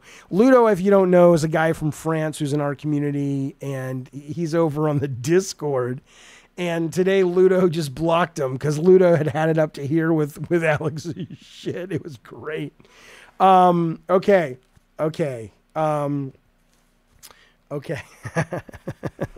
Yeah. When Jaffe was a kid, Jurassic Park was just park. Okay. Let's move forward, shall we? Let's move forward. Look at this. I want to show you this. Jojo D says, I put up a video earlier today about being excited about the new Assassin's Creed. And Jojo D, I think it was Jojo D, I'm almost certain it was, responded in Twitter basically saying, I really wish Assassin's Creed would go back to like the religious stuff and the church stuff and the Middle Ages stuff and all this stuff, right? And part of it is because I've been playing Indiana Jones, which has a section in the Vatican. And part of it is because I, about 3 weeks ago, watched the Pope's Exorcist with Maximus. What's his name? Names are getting bad. what's the guy's name? Russell Crowe. And I thought that was really good. And it's about, exorcists that work from the secret organization of the Vatican. And I just started thinking that would be cool. And I just started thinking that'd be awesome if they did like an Assassin's Creed, but it was all about devil hunting and demons and, like set in the 60s and 70s. And you basically, and this is AI art. I was just like, I'm going to make some art for it, because back in the day, you wanted to do anything like this, you had to pay an artist hundreds and hundreds of dollars a day. So this is not, it looks terrible, that girl, but the guy, but I just think it would be cool. Am I wrong? Or would it be cool to see like a demon hunting Assassin's Creed kind of thing set in modern times? I think that would be cool.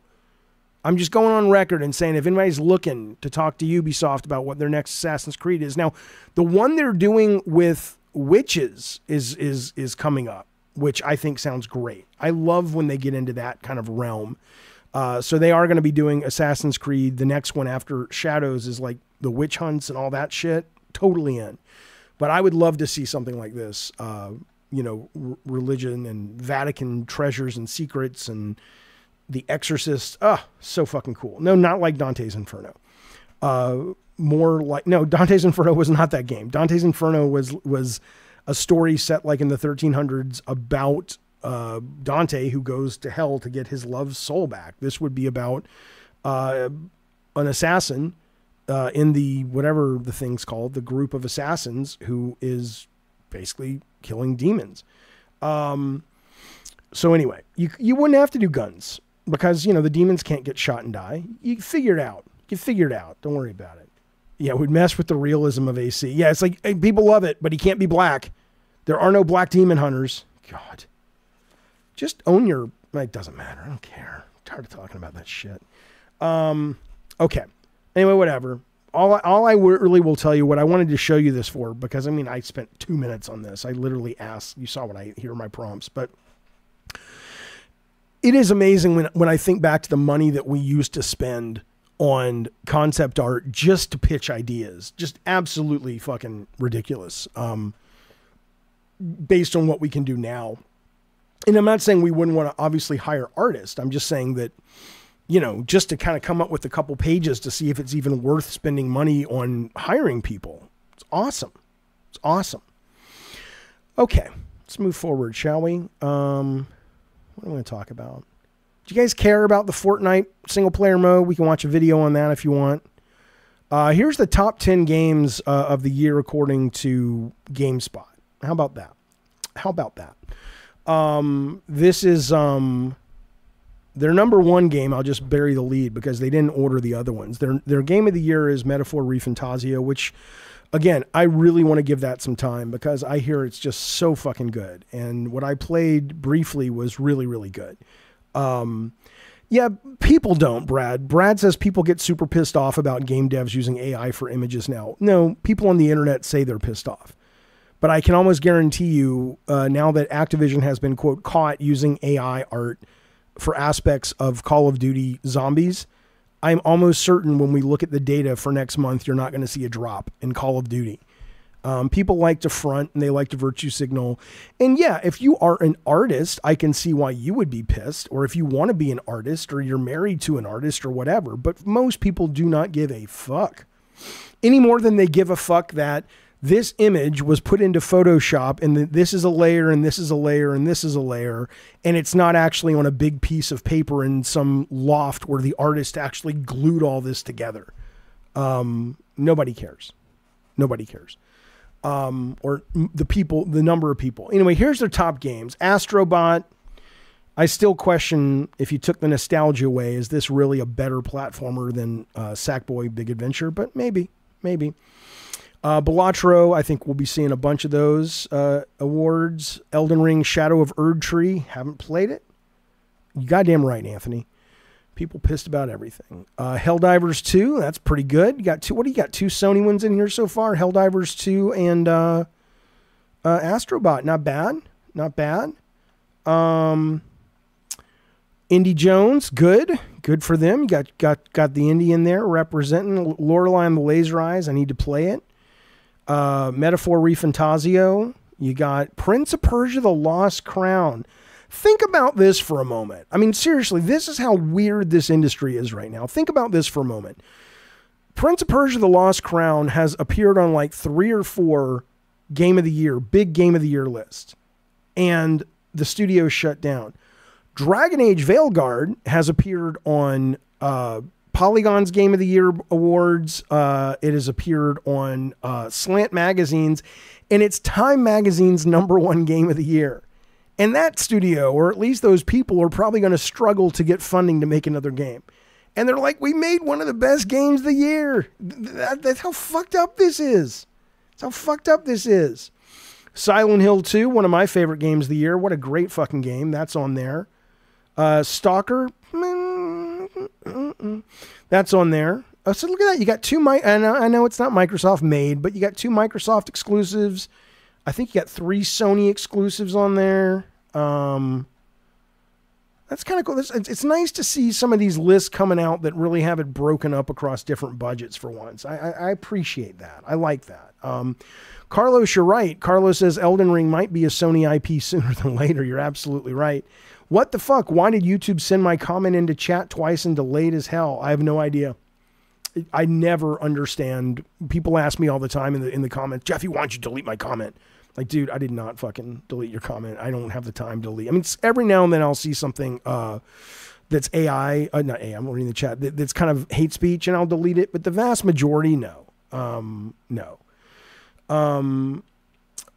Anthony says, understand that if you are using AI to make music, the AI is making the music, not you. You are not a musician. Sure, but yeah, there's no doubt. There's no doubt. But at the same time, though, the end result, assuming that the music has been trained in a legal, kind way, which I know it rarely is, fundamentally, the reason a lot of people make music, at least in business, you would know this more than I, is to sell streams now, or records back then, or whatever, right? So whatever works. And if it entertains you, it entertains you. Nobody cares about the quality of the musicianship except other musicians. I mean, correct me if I'm wrong there, Anthony, but you can be the world's best guitar player, but if you're not playing music people want to hear, only other guitar players show up and pat you on the back and say, you're amazing.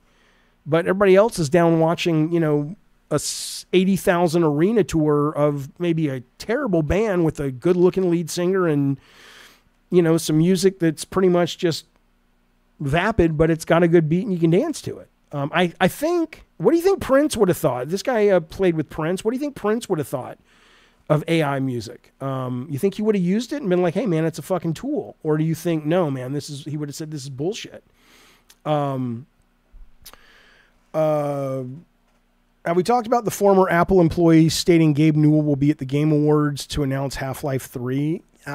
No, we haven't talked about it. I haven't heard about it, but I have heard so many rumors of Half-Life that I'm just kind of like, I don't care. I mean, I'm over Half-Life. I think nobody cares about Half-Life. Again, don't. I'm not saying I don't like Half-Life. I'm saying that as a brand, there's been too much time between when Half-Life was the shit and Half-Life now.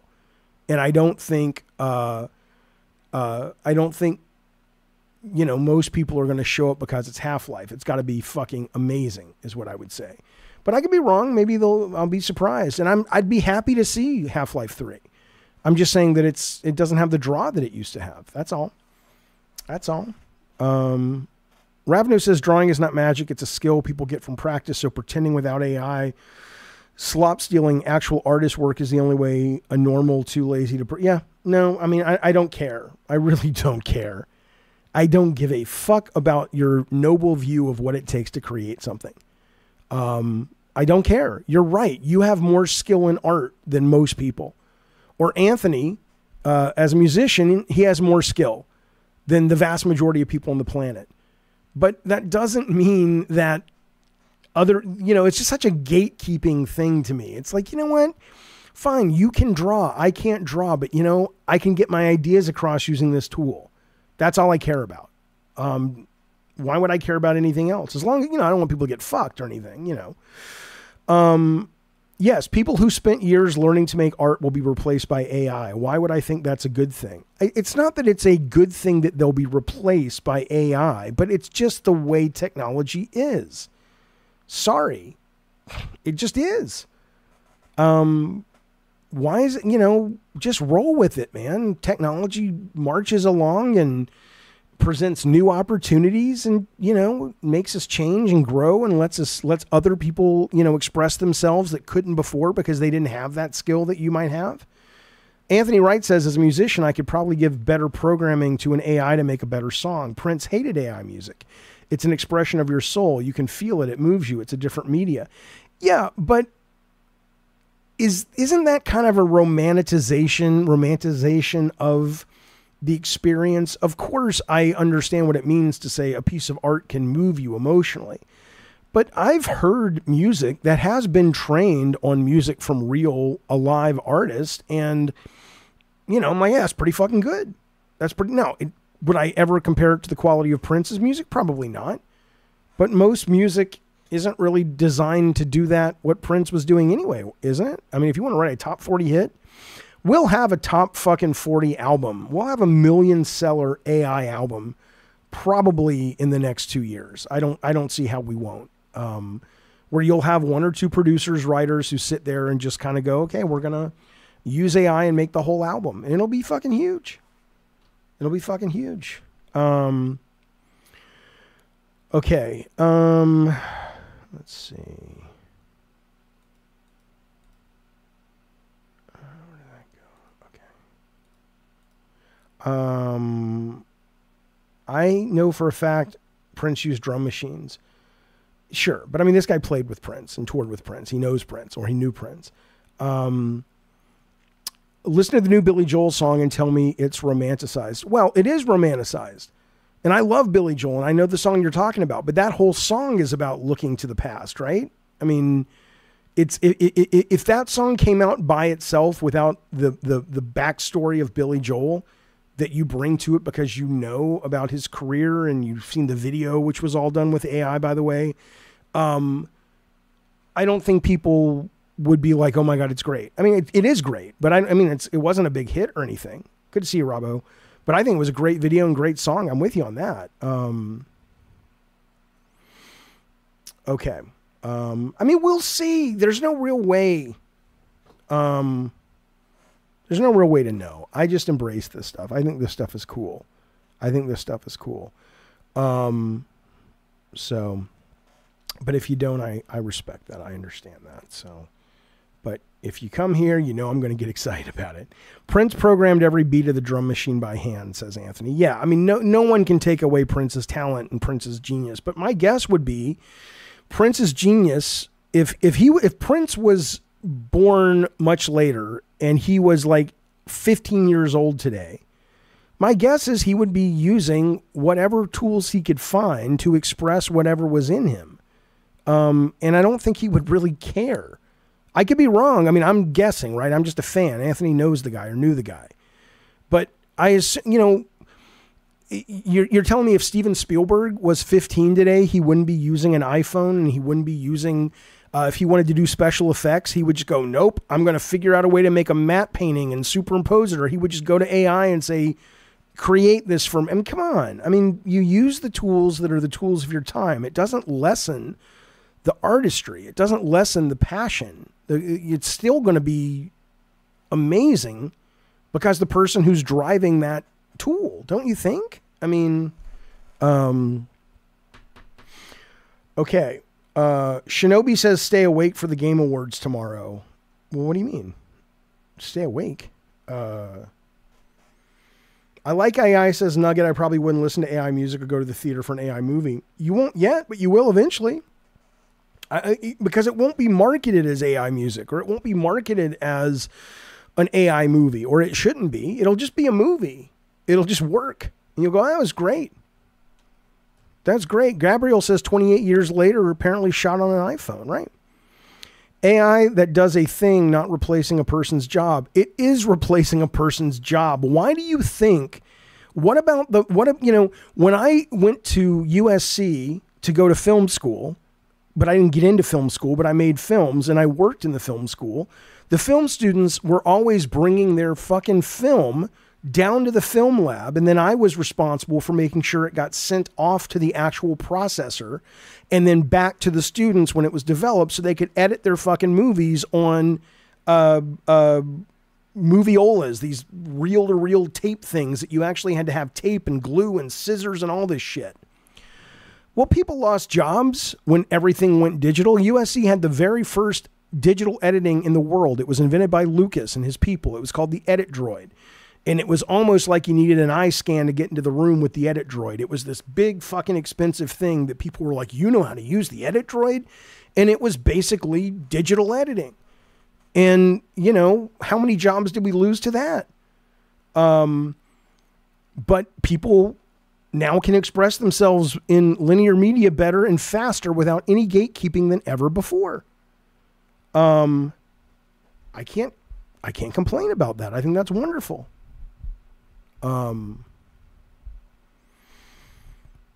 Yeah, Swap says AI is a scaler, not a replacement for human intent. Right.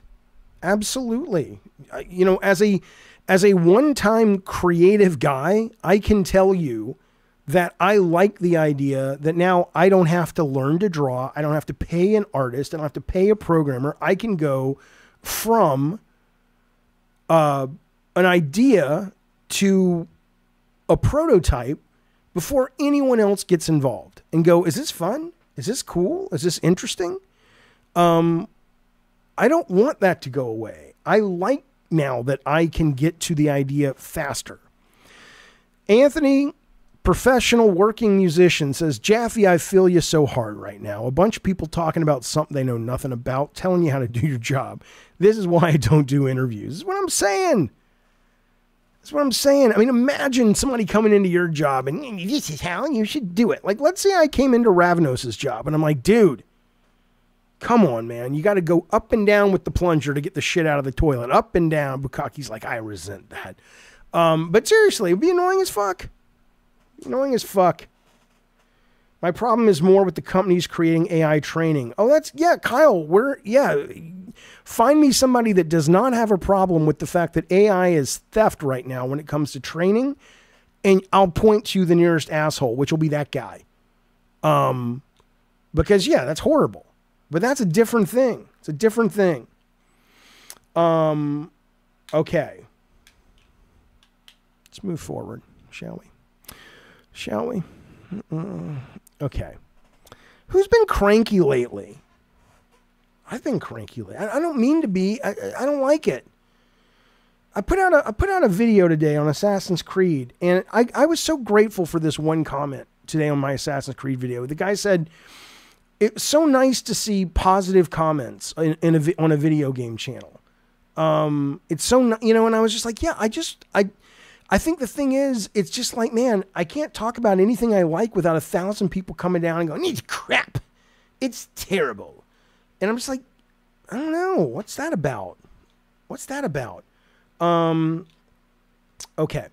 Point being, though, what I was going to say to you guys is, I don't want to go negative on this, but I thought this was a really good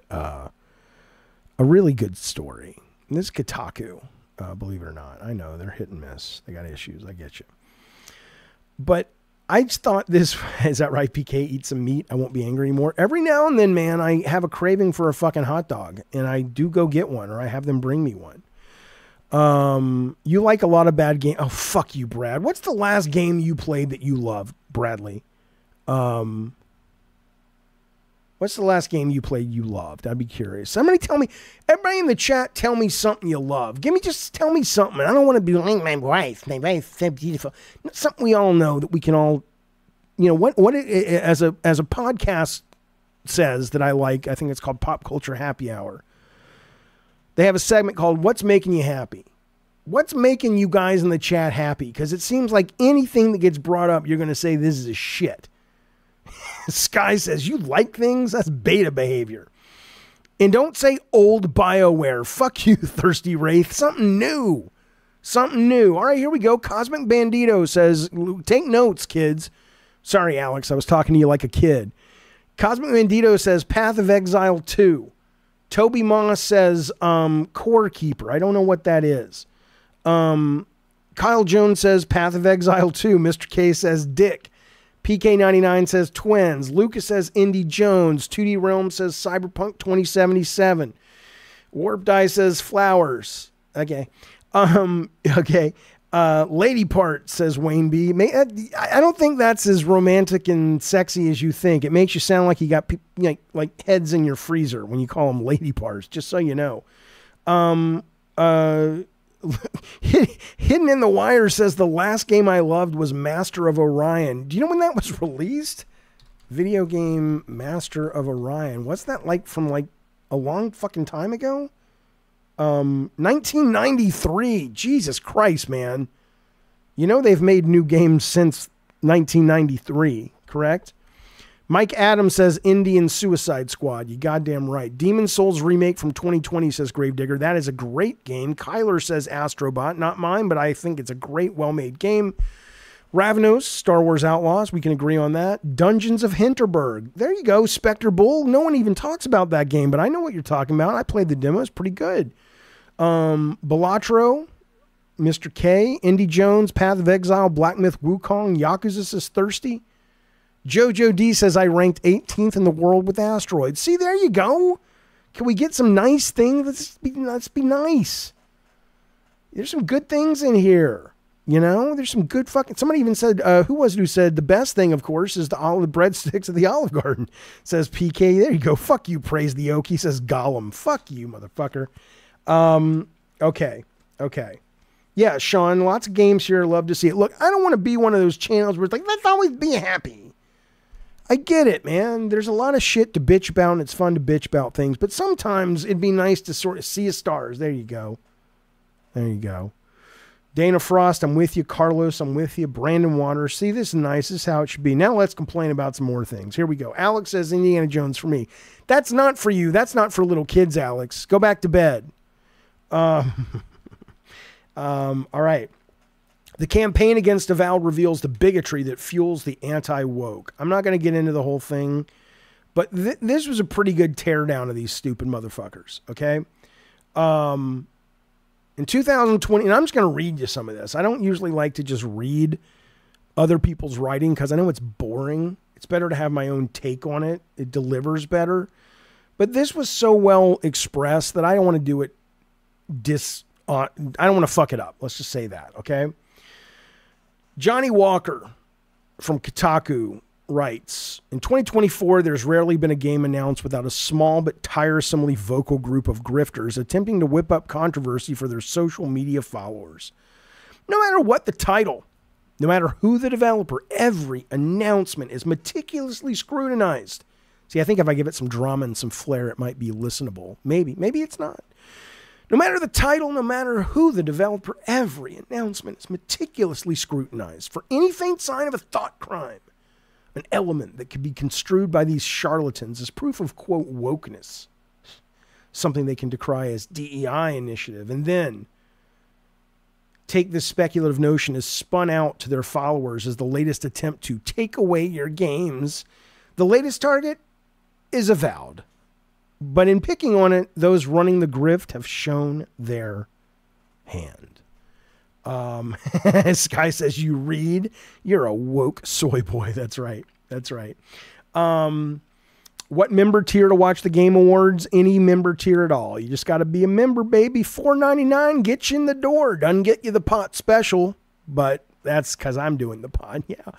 Hope to see you there, buddy. He says, it should upset you that these legions of people fall for the same woke gaming grift over and over and over, but with Avowed, I mean, God, the forthcoming Obsidian role-playing game set in the world of Pillars of Eternity. Man, the con is so brazenly laid bare. Yes, of course it still works, but it's so much easier to see how. Is this better when I read it like this? Or is it like, dude, shut the fuck up. Listen, the shtick works like this. See, a game is announced, and because it's 2024, that game may not exclusively focus on a white dude saving the world for the lady, for the lady in a bikini. or a sexy lady playing dress up in various bikinis while saving the world. I mean, some still do, but this is an industry that creates games that feature a broad range of characters. The grifters recognize this as a useful target for their grift, making claims that the game is artificially altered from what should have been, based on a desire to be perceived as progressive. Well, they then use this to convince large numbers of disaffected young men that the world is trying to take them away from, God damn it, Jaffe, take two. Please let me have another take. Yes. That the world is trying to take away from them their last vestige of entertainment, the only place left where they feel represented and prioritized. The only hope is for them to rise up and fight for what is rightfully theirs. And if they like, give some money to the grifter for a project that never sees daylight. Gee, who could they be talking about? They get into Avowed. They says, except with Avowed, those behind the grift forgot, you see, to include a couple of vital stages. They forgot to develop the spurious claim on which to condemn the project, failing to identify something that has been artificially included or an element that has been censored in the name of wokeness. And in doing so, they've made incredibly clear what it is at the bottom of all of this: their bigotry. You see, around the time of Gamescom this year, the usual people started loudly condemning the game Avowed as the next piece of woke mind virus-addled DEI. Why? What sin had it committed? Had a mission leaked in which you're forced to help a gay polycule adopt a cat identifying trans child in an abortion clinic? No, no, no. You see, it was this image that you see on your screen. You see it? Do you see the intolerable act of evil in the image? No, goodness me, don't tell me the woke mind virus has you too.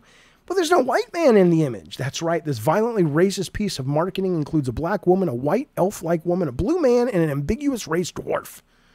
How much more clearly could the developer be saying that if it wants this game to be exclusively played during...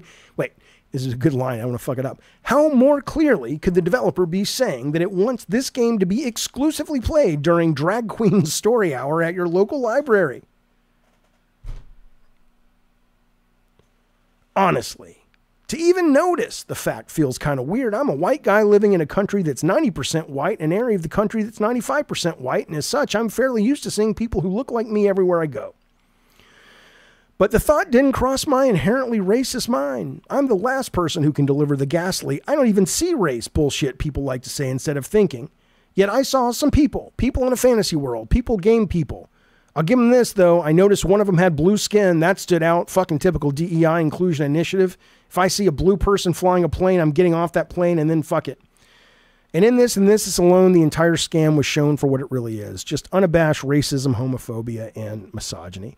The article is not cancer. The article is true. The article is accurate. You guys who bitch about this or bitch about the fact there's a fucking pronoun. Again, I'm not saying you got to play games that have ideologies you don't respect and like. That's fine. That's fucking fine. But come on, man. The fact that you would see this and go, this is woke. What's woke about it? Nothing. Not a goddamn thing.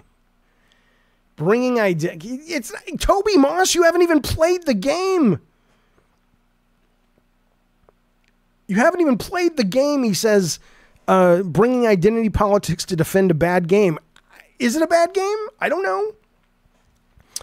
Ryan, you're missing the point. This is okay. This is why I get so fucking pissed. Ryan says, Jaffe, you're gaslighting. Avowed looks great, but the comments the artist said were disgusting. That's not what we're talking about. This is talking about when Avowed was released well before the Elon Musk bullshit, and people were already coming at it. And people like to say, oh, well, what we're really upset about is one of the art directors at Obsidian who said that if we could find some black artists, we'd get rid of the white artist or whatever, and that's anti-white, blah, blah, blah. And it may very well be, but that's one guy at a studio of several hundred. He's not the director. He's not saying my vision for that is in the game. But more importantly, that wasn't what kicked this off. What kicked this off was Little Grums saw that there was a pause screen that had a pronoun on it without any real sense of how it works. Not that it should matter, but it totally had no context for it. And then Elon Musk tweeted it because he's like, games shouldn't have any of this. And then the art director slapped back at all of that, and then they found his old quote. So don't pretend like this is actually some sort of gamer condemnation of the art. I mean, what a bullshit line that only a fool would believe, because the actual timeline breadcrumbs are so clearly laid out about what came first that you do not get to, if you want to be taken seriously in a conversation like this, bring up the art director's old tweets. Not to say they're not worth bringing up, but they have it's not like those came up and then that kicked off the "this game is woke" brigade. You know it, and I know it. So don't even try it, or try it all day, but don't expect to actually have people pay attention to you in a serious way. It's not a good enough game to overcome the poison spit out by the art director, Cosmic. So what you're saying is what?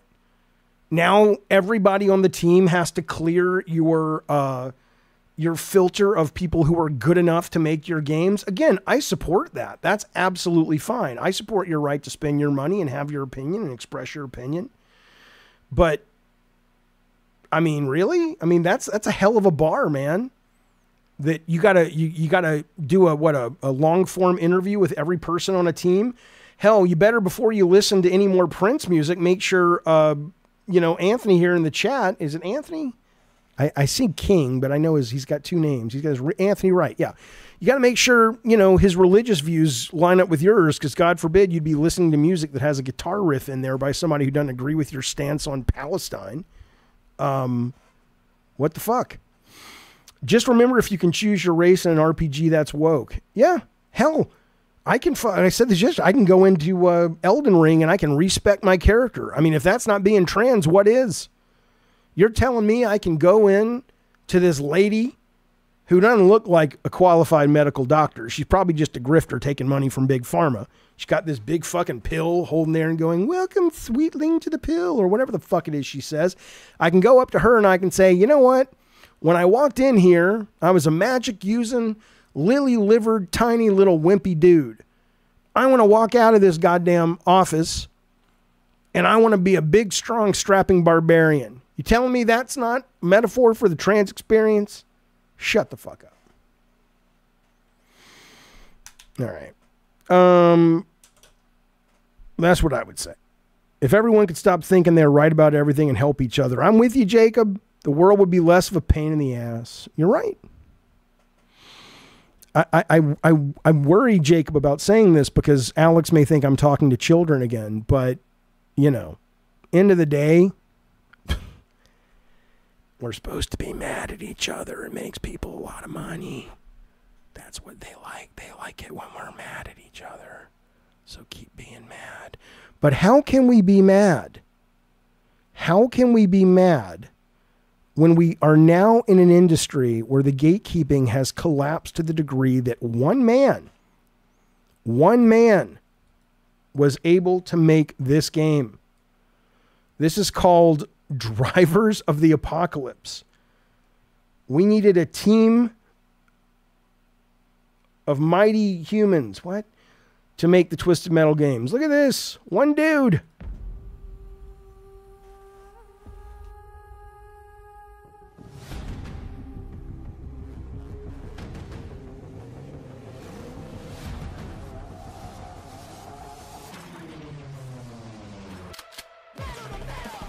Come on.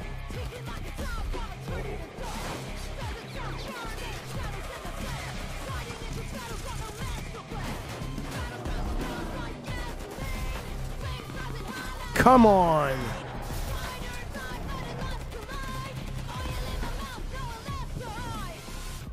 How cool. How cool. I mean, one guy. This is the world we are in now. We are in the world of, hey man, you got an idea? You got some skills? Go make some shit. Make your dream game. It's amazing. Josh Sawyer liked the art director's disgusting comments. I don't know who that is. Isn't he like the head of the studio? You will never mention this because it contradicts your worldviews, Jaffe. I just mentioned it. I don't care is what I'm saying. I don't care if the art director... look, I totally support your right to not buy things based on the fact that you think key individuals who made those things are bad people. I am absolutely, even though I don't agree with what you and I think are bad, we have different definitions of bad or specific examples of bad. I absolutely, Ryan, am down with that. But where we part ways is this idea that the story that you're talking about, whatever you think about the art director's comments, is not what we're talking about.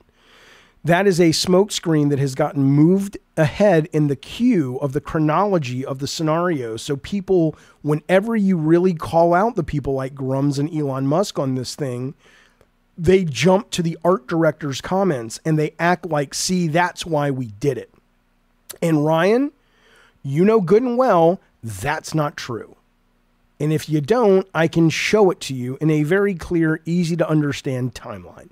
You know that, good Sir Ryan. Okay. I hope you're okay with the stress. Getting annoyed regularly isn't healthy. Yeah, I mean, I'm okay with it. I balance it, Thirsty Wraith, by, like I said, I was really happy to make a video today about Assassin's Creed. I was really happy to talk about Kingmaker.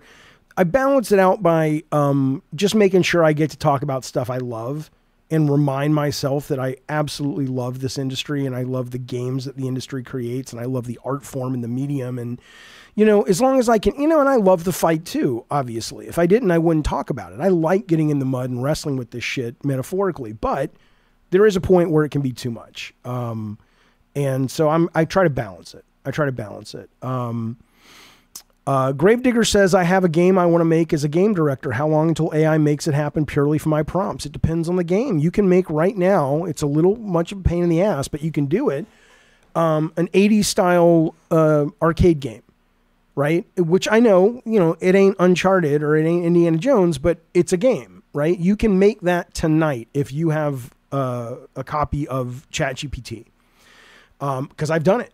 And I have... The only programming I know is BASIC, but we will be getting, if you saw, you know, Gemini 2 from Google the other day, we are going to be getting there in prompts sooner than later. And we're already there with some experimental stuff that has kind of come out in the last week, actually. Okay. Kingmaker is being made by the same dev as Road Redemption. That game was cool. Yeah. Not a good joke if it's, okay, wait. I've seen AI Minecraft. Yeah, it's crazy, Kyle Jones. Absolutely. Okay. Is ChatGPT free? I think there is a free version, but I don't think it is, you know, I pay $20 a month for it basically. And it's kind of not the best you can get, but the best that they'll sell to me. Okay.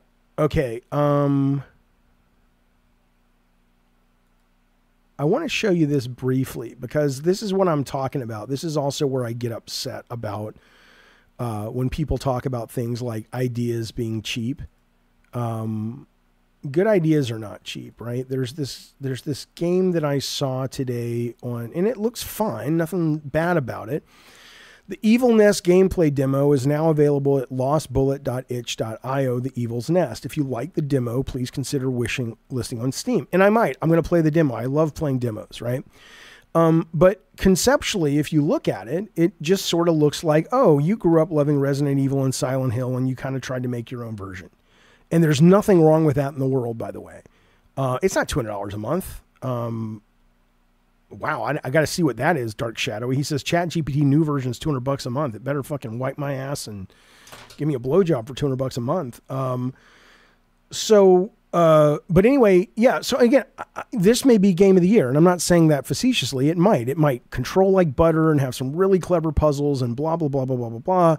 And so I'm interested, but you really do have to give props now because it's easier and easier to some strong conceptual hooks. And I just, you know, like I said, I'm not saying this Drivers of the Apocalypse is the most original thing ever. Somebody watched Mad Max and said, I want to make that, but there's not a lot of games out there like this.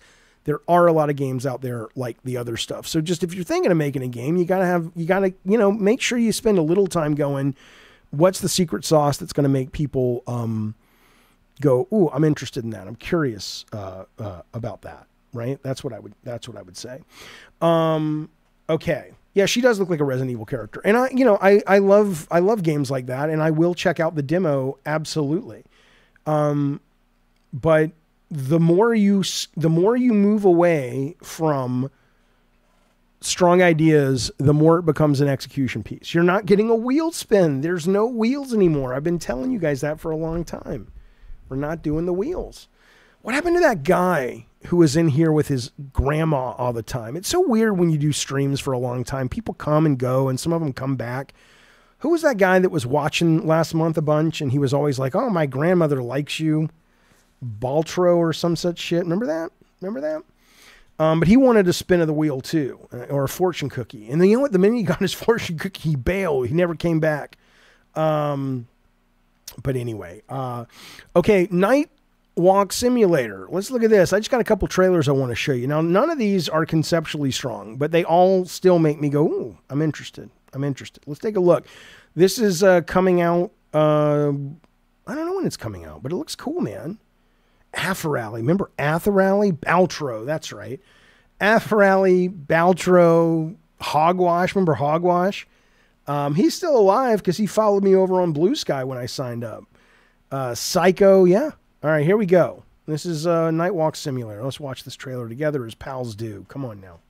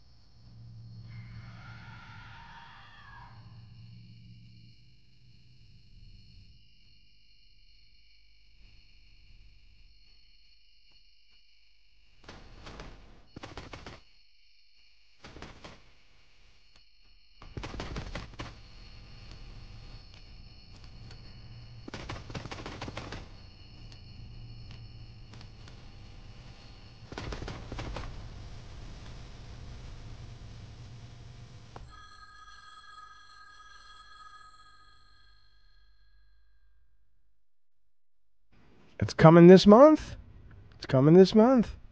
I think that looks really cool. Man.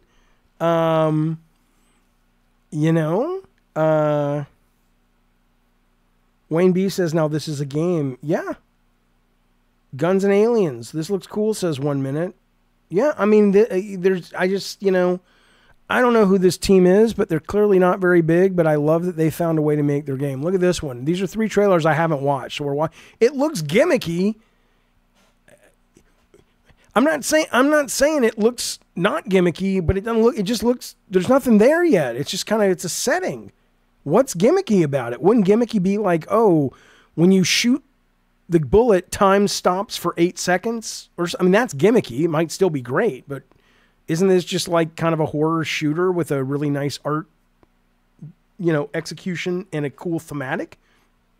Ryan says, I feel like I'm developing a parasocial relationship with you. I live to see you read my comments out loud. Well, I will no longer read a comment from you unless you pay me $5 for a super chat, because what that will do is, if you do that, then you will have a problem.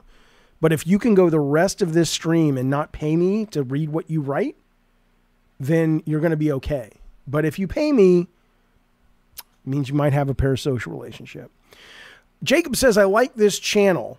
I see games I would have never heard of. Still hyped for the time travel war game. Oh yeah, Kingmaker. They just dropped a brand new trailer the other day. It looks fucking awesome. I didn't say these guys were using AI for art. They might have been. I don't know.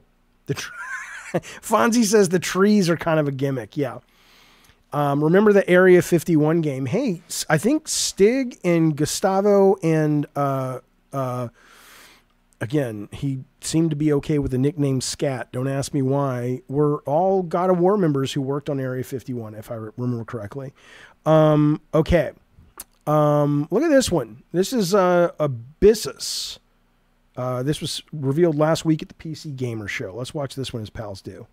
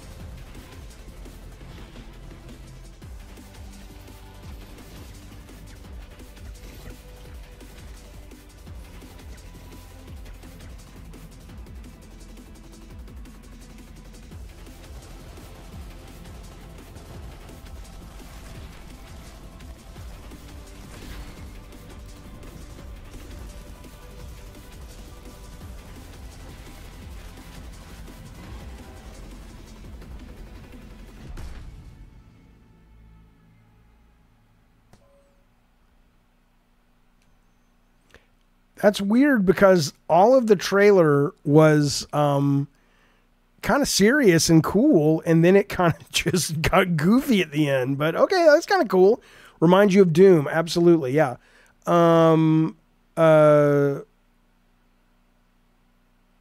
This looks more creative than lots of AAA games, says Kevin. I agree. Kingmakers on PS5. Have they announced that? Yeah, I'm looking forward to it. Looks fun. Big fan of this. Has guns way too gimmicky, says Matthew.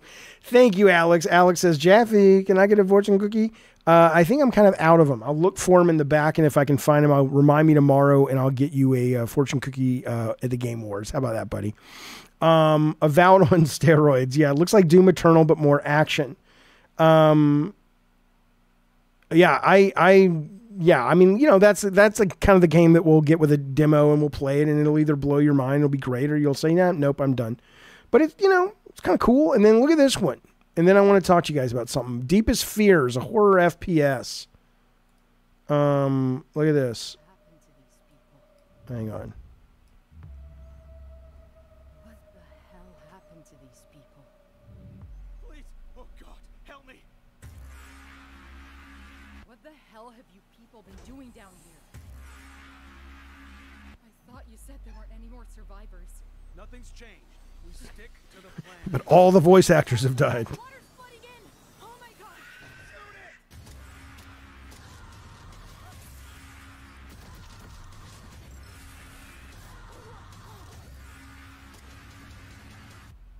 Stay away from the water. They come from the water.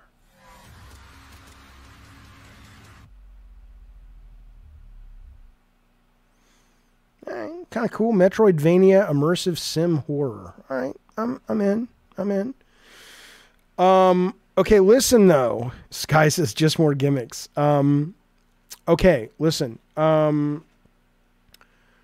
tomorrow's show, here I've decided what I'm going to do. I'm going to stream it on YouTube. If you are a member, you can chat. And if you are a member at any tier, I will be running a Google spreadsheet during the show, and we will vote after every trailer. And at the end of the show, we'll tally them up. We'll have the AI tallied up, and we'll see what the membership of Gabbin' and Games thought the best and worst trailers of the night were. And I'll make a video about that, blah, blah, blah. So if you want to watch with us, we'll be here. If you want to chat with us, either in the Discord with your voice box or with your text, you got to be a member. But regardless, hope we'll see you tomorrow night. And I'll be back tomorrow. It'll keep your emails anonymous. I've done these before. Yeah, it's not going to bother you guys. But I'll be back tomorrow with a Jaffe stream in the morning. There may be a Gabbin' and Games tomorrow, depending on if there's lots of news, and that might just roll right into the Game Awards, but we'll see. But regardless, then we'll go into the Game Awards. So If you like this show, tell your friends, subscribe to the channel, consider a membership at any tier, join our Discord. And, if you don't like the show, but you're not a piece of shit hater, which is fine to be, but if you actually have some good constructive criticism, hit me up on DMs and Twitter or the Discord so I can know what can make the show better. To the mods like RPG, I don't think I saw Bukaki tonight, but if I missed him, sorry. But RPG, thank you for keeping this on the straight and narrow. I appreciate it. And we will be watching. Oh, that's fun. Film Gamer says I'll be watching the Game Awards on my TV and your stream on my phone. Excellent, excellent, excellent. And yes, the gifting memberships. Thank you, Lutron, for doing that. Glad you got home safe. And there you go. That's the show for tonight. I appreciate you guys being here. I'm out. I think I'm going to go walk to the bookstore with the family and then come home and watch some TV, or maybe I'll stream. I don't fucking know. Be well. Bye, you guys.